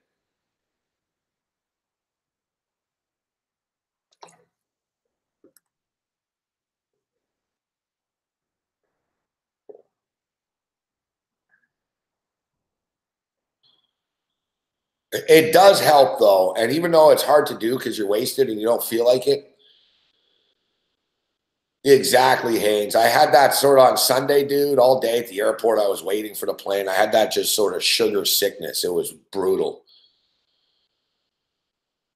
It was brutal.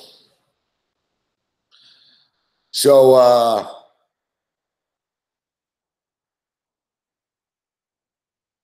I got to pick my spots, but at the same point in time, it doesn't mean that I can never have a little fun, right? I pick my spots. And as I said, like once the football season starts to wind down, like I won't have to wake up on the weekends. That'll be cool. I'll sleep until like 2 in the afternoon, wake up, blaze one, and watch college basketball.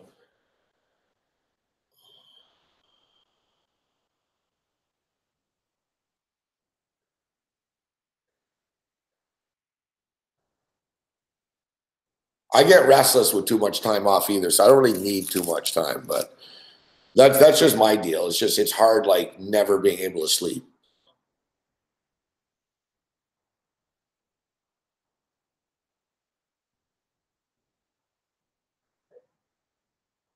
Like you sort of, knowing, like even now, like basically, I'm gonna end the show pretty soon in a couple of minutes, but like I'll be up in 6 hours again.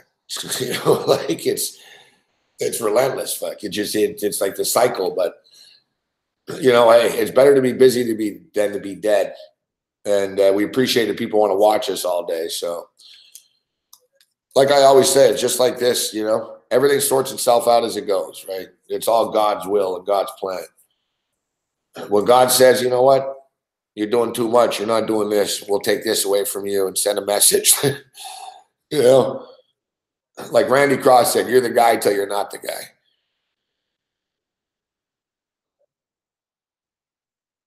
Hey, I was going to say that. I was going to send you a message. Yeah. Well, there's not going to be an army coming here, Drew. I appreciate that, Gogster. Yeah, Kovac's a hard worker. Yeah, we'll get Mick on tomorrow night. Yeah, and welcome aboard. I always send a message to people to sign up. So welcome aboard, Vegas Gun. You're going to enjoy the content. It's pretty much the same thing, but just, you know, it's actually a little bit more straight talk just because it's private.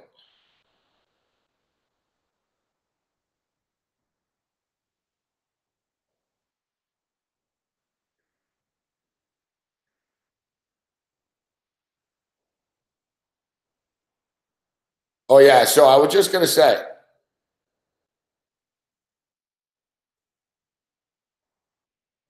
good stuff, Stooch the man. You know what? Honestly, we'll probably have a few sample shows for free next week anyways. I don't have a choice, right? Exactly, Jan reports. I appreciate that, Jan. Listen, you know what? You want to be in the business, you're going to end up working. That's the way it goes, right? No, not really, Remos, because it's not really a last show.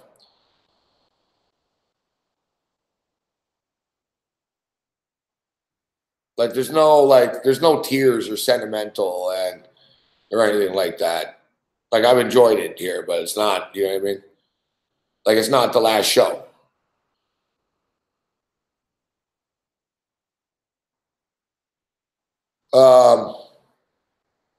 Yeah, exactly, Drew. Because people are going to be confused. What is it like? And what is it? You know what I mean? You know what I mean? Like, what is it? What is Patreon? So, basically, next week I'm going to have to kick a few out there just to say, all right, look, people, this is what it is, and you know.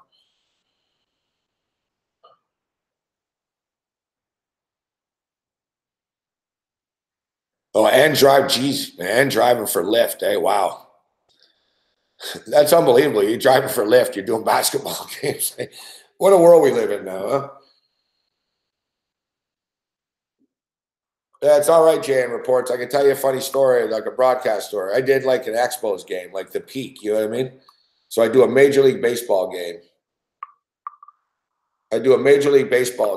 And I got out of there. I did the post-game show after. And I got out of the Olympic Stadium at like 2 a.m. and I had to walk home because I didn't have money for a taxi. And there was buses like once an hour and shit like that or whatever. I remember like walking out of there thinking, this is unbelievable. I'm like, you know, it's very cool. I just did a Major League Baseball game. But what's not so cool is I'm walking home at 2 a.m. The thing is, like, the stadium was far. Like the Olympics, it took me like an hour to walk home and shit, like an hour and a half. Like, it was like not close.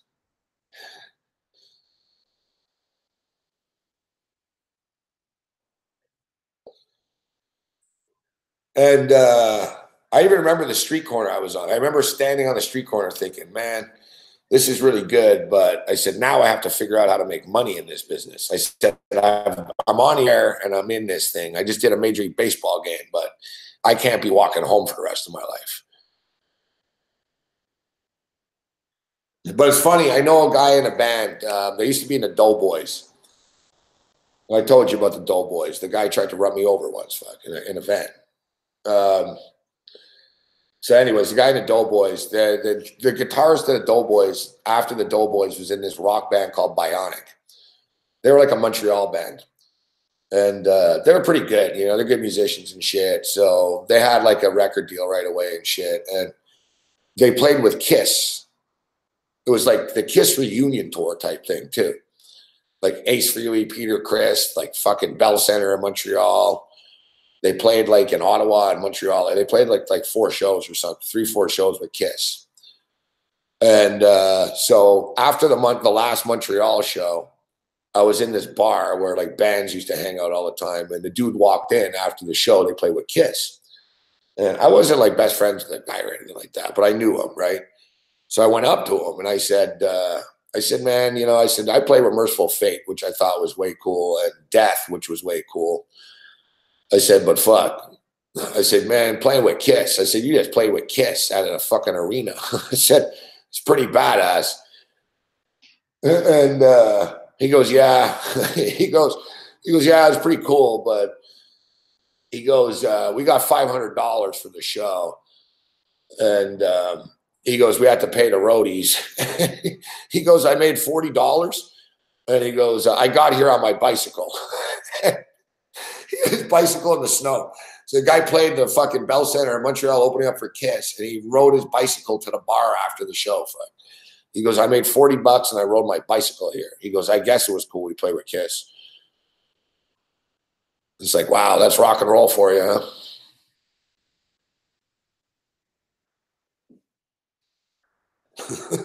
I told you too, like the bass player of the Doughboys moved in with us with Homicide because he was so crazy that he couldn't be around like normal people.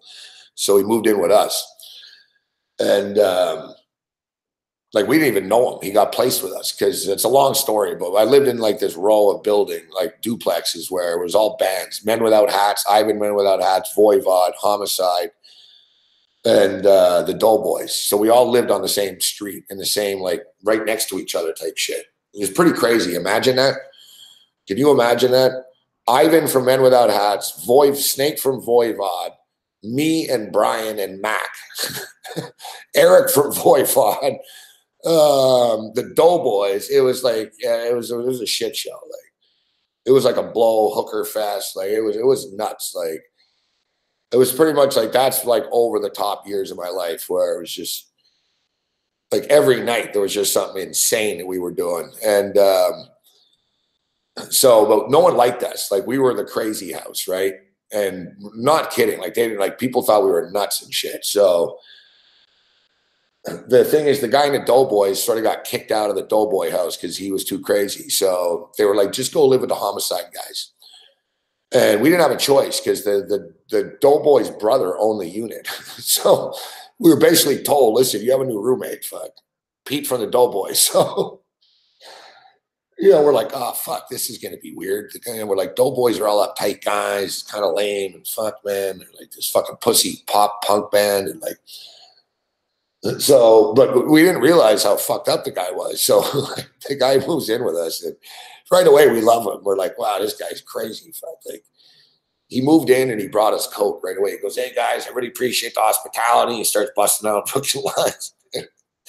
So he takes out like his stuff, and he doesn't really have anything. He's got like a bass. He's got like a hockey bag of clothes. And so in the hockey bag, he pulls out this, it's a gold record. And the Doughboys had a gold record. And we're all like, wow, man. And we're like, that's awesome, man. You got a gold record.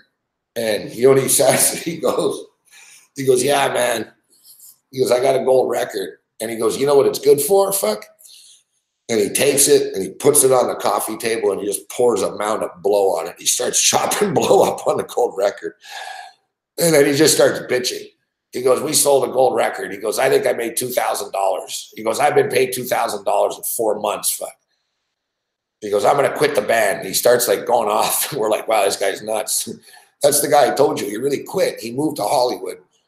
He joined Guns N' Roses. Fuck. Because he was so crazy. He met Axl Rose, and Axl Rose loved him because Axl Rose is crazy. So within 2 weeks, he was in the new Guns N' Roses. When Axl like left Guns N' Roses and just had a bunch of nobodies, my buddy was one of the nobodies. And so lo and behold, we're like, we looked up to the guy. Like, we're like, what a rock star, fuck. We're like, this guy is unbelievable. Fucking quits the Doughboys, moves to Hollywood, doesn't even know anyone there, and fucking he's in Guns N' Roses 2 weeks later. So he's like, hey guys, you know, we speak. He's like, hey guys, I'm in Guns N' Roses, man. It's unbelievable. He goes, I knew I should leave. I told you I should have left the Doughboys. We're like, wow, fuck. And then lo and behold, fuck, like 3 weeks later, 3 weeks later, fuck, he gets booted from Guns N' Roses. And Axl Rose even released a statement stating, "Oh well, we like Pete a lot there. You know, he just had too many problems." And I remember like fucking like we were laughing, man, saying, "You know what, man? When Axl Rose thinks you're fucking nuts, like when when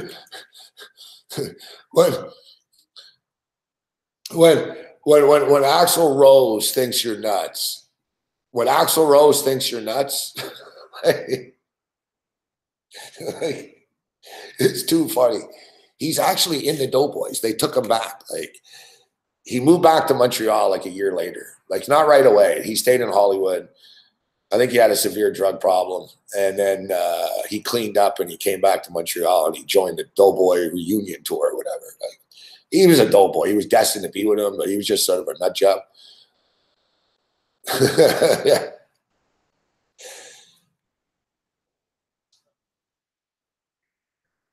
Funny guy. He's a nice guy. I think he was from the Maritimes. I think he was from Halifax. Or maybe he was from Toronto. He wasn't from Montreal. I know that. Like,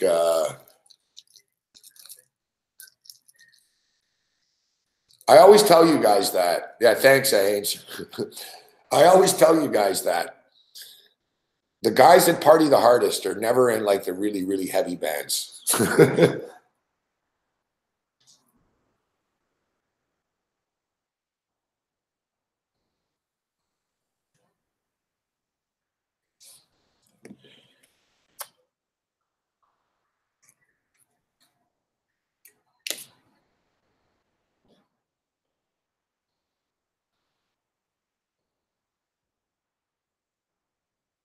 It's not cheap, Luis.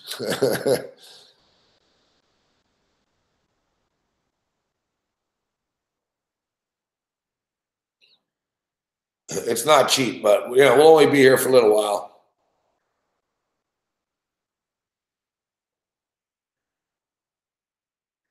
Oh yeah, that's what I'm saying. You know, like the kids on the In Sync are popping pills backstage, and like they're all hopped up on Adderall and shit. You know what I mean? Five Finger Death Punch are probably like drinking smoothies and protein shakes and like lifting weights during the day. It's completely whack. We've told those stories before. Like, remember when we were on when Hanger was there when we were on hardcore? Remember, I used to always have the musicians on for a while. The record company liked me, so they started sending us all the acts all the time. Remember, Devil Driver and Coal Chamber and fucking. So there's all these metal bands coming in. I told Cam that before. I said, "Watch, Cam." I said the metal bands will like the heavier the band, the bigger like straight they'll be. And so lo and behold, you know, one of the guys in Coal Chamber told me after, he goes, "You know, I'd love to party with you. I could tell." But he goes, "I got to clean up. I got a problem and shit." So it's funny, but the guys like, you know, like the most fucked up band that came in was Collective Soul. Collective Soul are sort of mainstream, right? But they were hungover as hell. In between the breaks, Buddy was talking about how he does too much blow on tour and he's got to calm down and fucking he's like, "I'm too old for this." And, you know, they were all really honest. They were like, "Yeah, man, we promised ourselves we wouldn't party on this tour, but that's all we do." And like, basically they were saying that it sucks on the road. He goes, "What are you going to do? Fuck." Like, you know what I mean? Like they're numb, right? They've been on the road for all these years. You get numb to it and they just, you know, they just drink their way through it and shit, you know?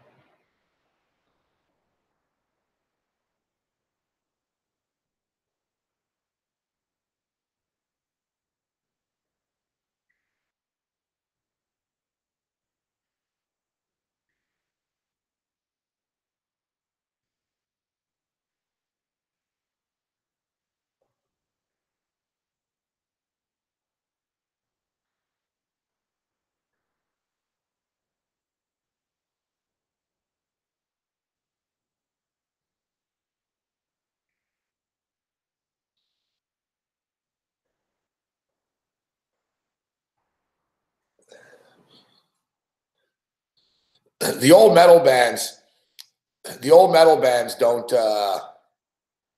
like the Iron Maidens and the Priest and stuff. Those they're all old, right? They're literally like 65 years old and stuff. So they don't really party. I used to work shows too, so I used to see, like, it's funny. Like, remember the band Train?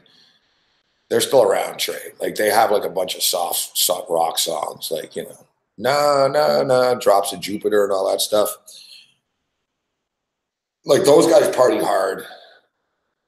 Like, they were funny. Like, the Train were really popular too. I was backstage. I was in the room with them backstage, and I was working there, so it was my job. I'm just sitting there, and they didn't really talk to me or anything. You know, they were kind of egotistical. They were big. Their song was like #1 on Billboard or top 5 or whatever, and they were miserable. Fuck, they were miserable. They were getting ripped off. They were bitching about money all night.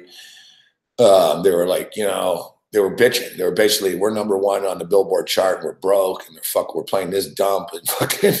The drummer was fucking like freaking out about something. Like, he stormed out. It was like a shit show with those guys. Then you see them on stage, and there's these chicks lighting lighters, and he's all like soft on stage. He gets off stage. He's like, motherfucker. He starts like fucking yelling again. It was funny because I didn't like them like before. And after, I was like, you know, after I saw them like that backstage, I actually like them now. So like whenever I see them, they're big at sport events. They always do national anthems, and like they're soft rock. They're inoffensive, but in real life, they're nuts.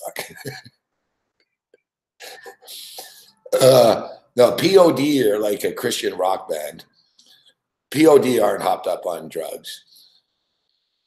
You know who really, really parties for real are those the DJs and the DJs and the like the Chemical Brothers, Crystal Method, all those big DJs and shit. They're all fucking fucked up. Yeah, the old bands, Sepultura, Testament, Death Angel, that's old school, like just smoke weed, drink beer. Yeah, look at Creed. Creed like faked the thing is with Creed, the other guys were real. Like, they are real Christians, and they're straight edge and shit, the other guys. The singer was the big hypocrite. The singer was a waste case. And he pretended, right, that he was this, you know. He pretended he was like this straight guy.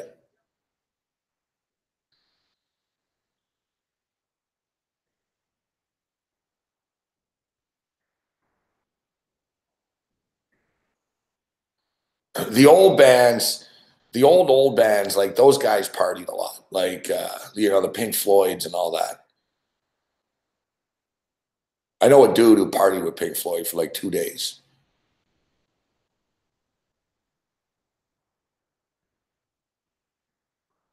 There was this dude that hooked bags up, and Pink Floyd were in Montreal.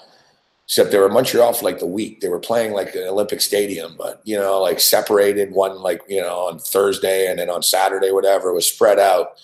And they actually rehearsed. I think the tour started in Montreal or whatever. So they're actually in Montreal for like 10 days or something, Pink Floyd. And this is when they were really big too. And like 2 of them disappeared. Like, so like behind the scenes, they were worried. They're like, man, we haven't seen Gilmore and fucking Nick Wright in like 2 days, man. Like, fucking, you know, they're like, don't worry about it. You know, we know something is wrong. And basically they were holed up in like a dumpy apartment, like just partying. Like, they could be in a hotel room, glamorous. Like I could tell you guys stories all night. I gotta get out of here. But like, It's like my buddy was working backstage at a David Lee Roth, Van Halen, and Van Halen Private in Montreal Forum. And David Lee Roth asked the guy, "Hey, can you get any blow?" And Buddy's like, "Yeah, sure." So he gets blow for David Lee Roth, and they start talking and shit. And the guy that I know is like a black belt. And so the guy is like, David Lee Roth is into karate and shit too.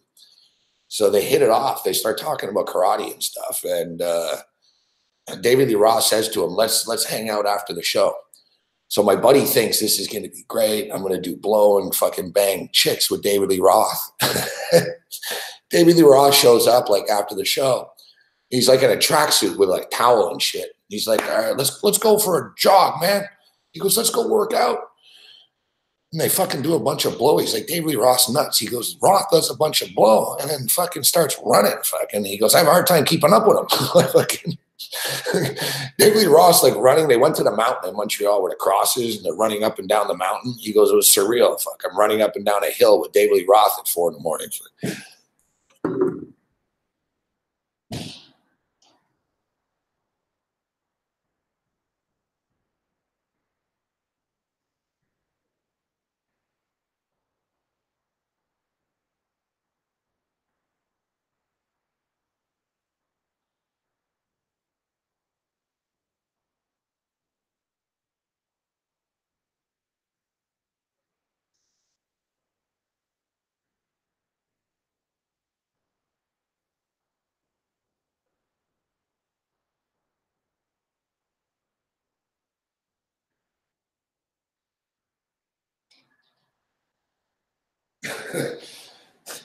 My job was to sit backstage. My roommate was the driver. He was like a driver. So he drove a van and he would pick up bands at the airport. And so once, it was fucking hilarious. Once he tells me, he goes, man, he goes, I nearly just got into it with some British guy. He goes, the guy's a fucking asshole, man. And he starts telling me, he goes, I think he's pretty tough, but I wasn't taking his shit. And it turned out it was Michael Bisping.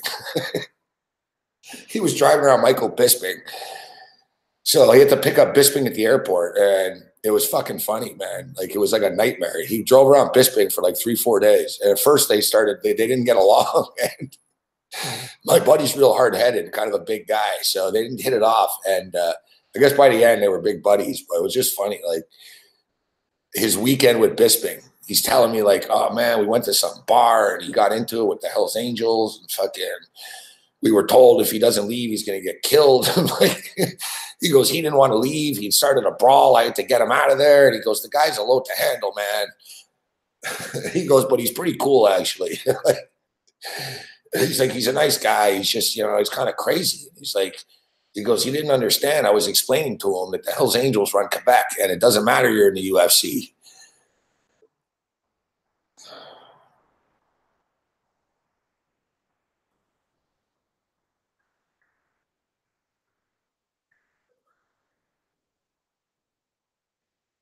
All right, so we got to get out of here. Yeah, Brand Van 3000. That's another Montreal band. I know exactly who's in Brand Van 3000. I fucking the one I played in a band with one of the guys. I know exactly who's in Brand Van 3000. They're from Montreal. All right, so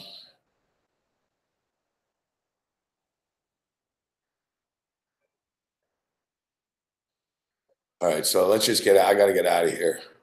So tomorrow night's the Swan Song here at SBR. But like I said, if you want more of me, you can sign up at patreon.com/sportsrage.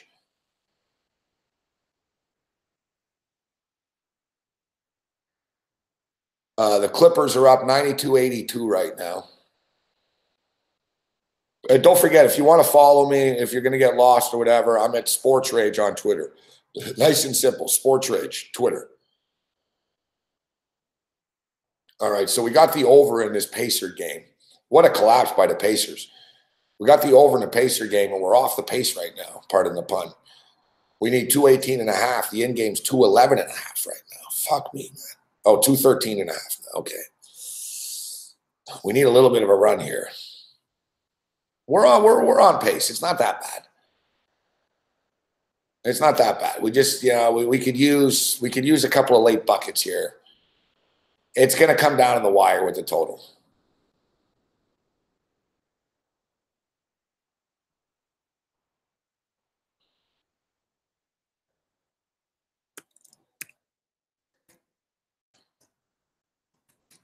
Yeah, I hear you, Bruce Chad.